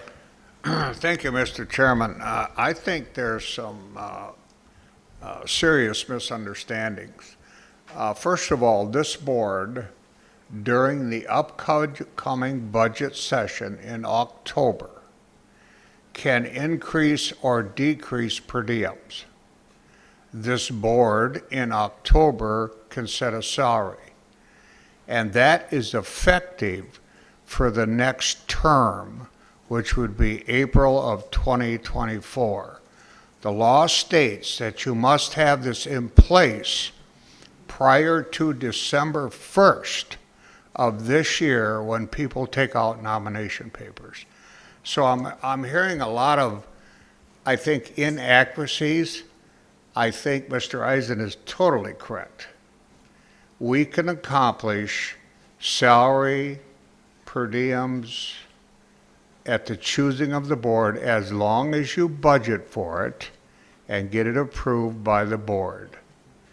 I quote, effectively, that would be effective for the new board in April of 2024.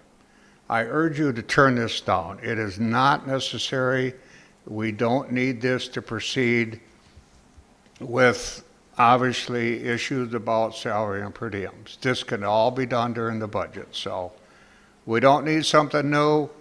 We don't need self-organization to accomplish those concerns. Please turn this down. This is not necessary. Thank you. Supervisor Albrecht.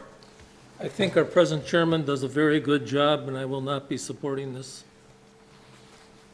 Supervisor Storio. Oh, thank you, Mr. Chairman.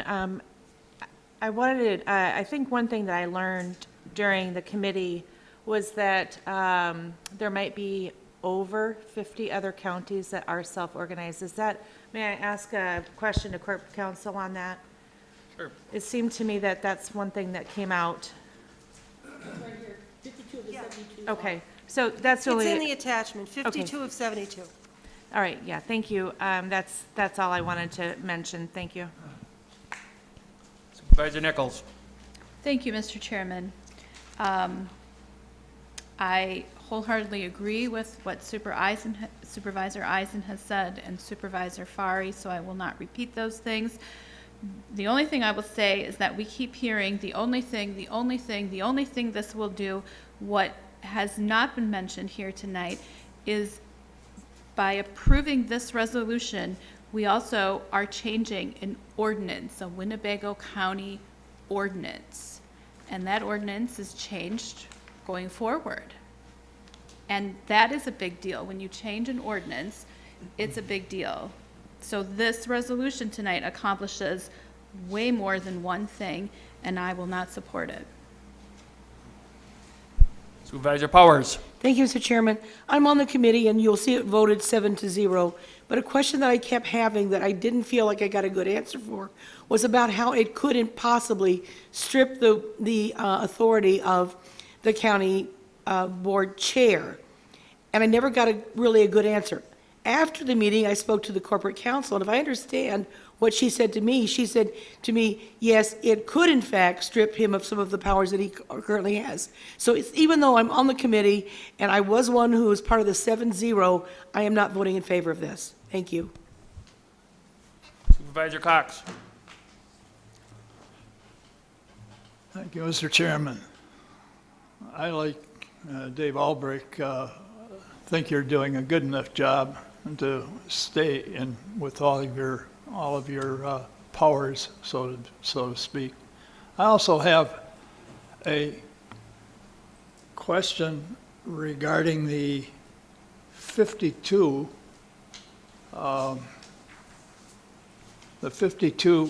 other counties that have signed up to self-organize. And those counties, I believe, all have elected not to use the election or the staggered term elections. For whatever reason, I guess they're steering away from that. And so that brings me to looking at the only other two options that we could probably work with. And one is that you can state your own per diem and your own salaries within. By doing that, you have to go back to the budget to set it up. Why would you want to change the current way of doing business where we can go to the budget now and set up salaries or set up new per diems? I think it cancels out the reasons for even getting involved with it. So I would say no. I don't want to even get involved with self-organizing. Supervisor Bender. I will be supporting it. I like the idea of the staggered terms. I think, when you turn your whole board over, basically, last time we had 15 new members, it's really hard to basically get back everybody up to speed.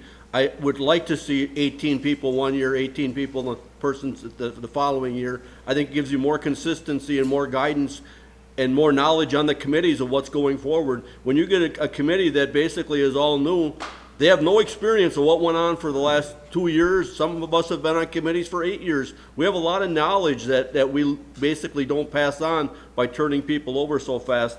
And none of it will happen unless this county board approves the resolutions in the future. All this does is give us the option of doing that. And it may not happen where somebody will bring a resolution to even change the way the county board is elected in the next election. But we could do a one-year term and a two-year term, and then we'd be on every other year, we'd be electing 18 supervisors. So we'd have basically a group of supervisors that had served at least 2 years. I don't see what we have to lose. I mean, I realize change is hard. It's like our county board, we stick at 36. There's only 3 county boards that got bigger boards that are the same size boards that we do. Most of them have somewhere in the 20s.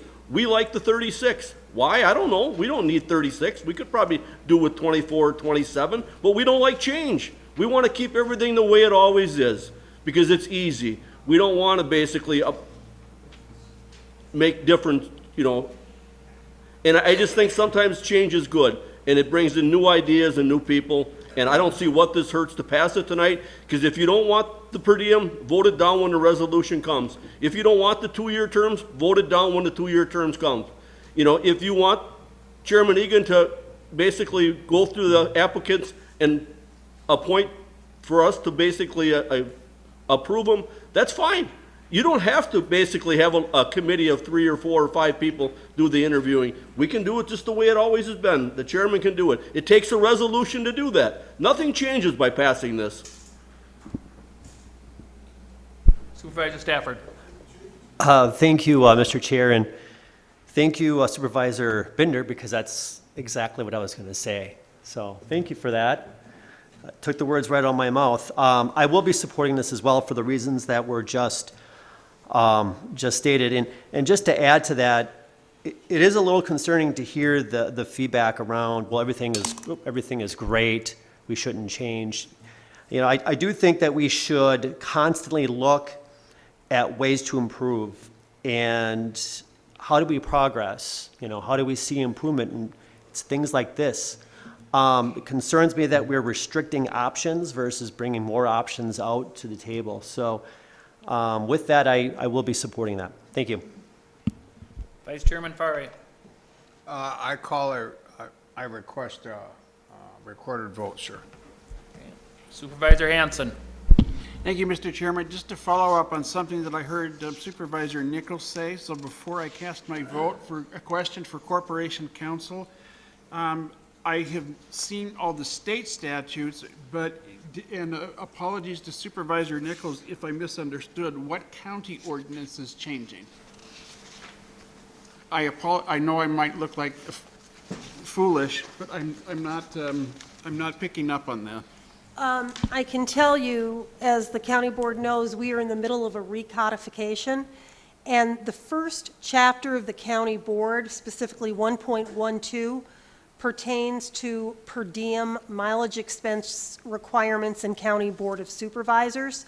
So if, in fact, this self-organization resolution was passed, and then if there was more resolutions regarding per diem, then there would also have to be presumably an ordinance change to affect whatever the board decided. So just so you all know, under the general code, 1.12 pertains to per diem mileage expenses. But that's not the subject of tonight. The subject of tonight is the resolution as to whether the county board elects to become self-organized. Supervisor Beam. I'd like to call the question.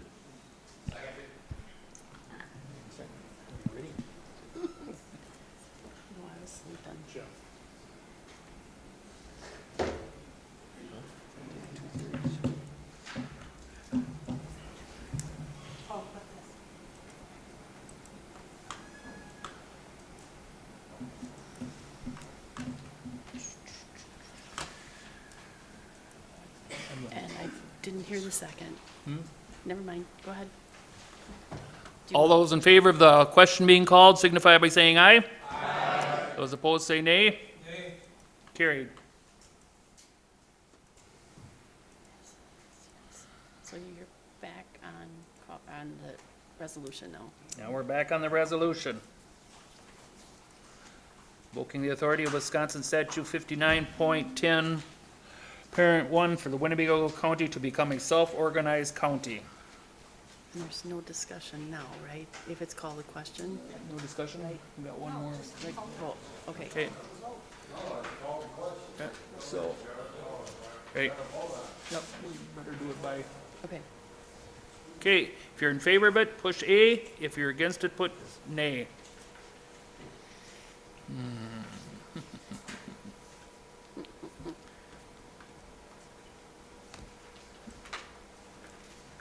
Passed.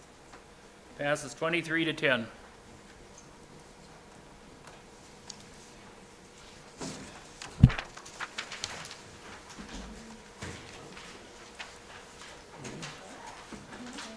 Supervisor Albrecht. Made and seconded adjourn. All those in favor signify by saying aye. Aye. Those opposed say nay. Adjourned.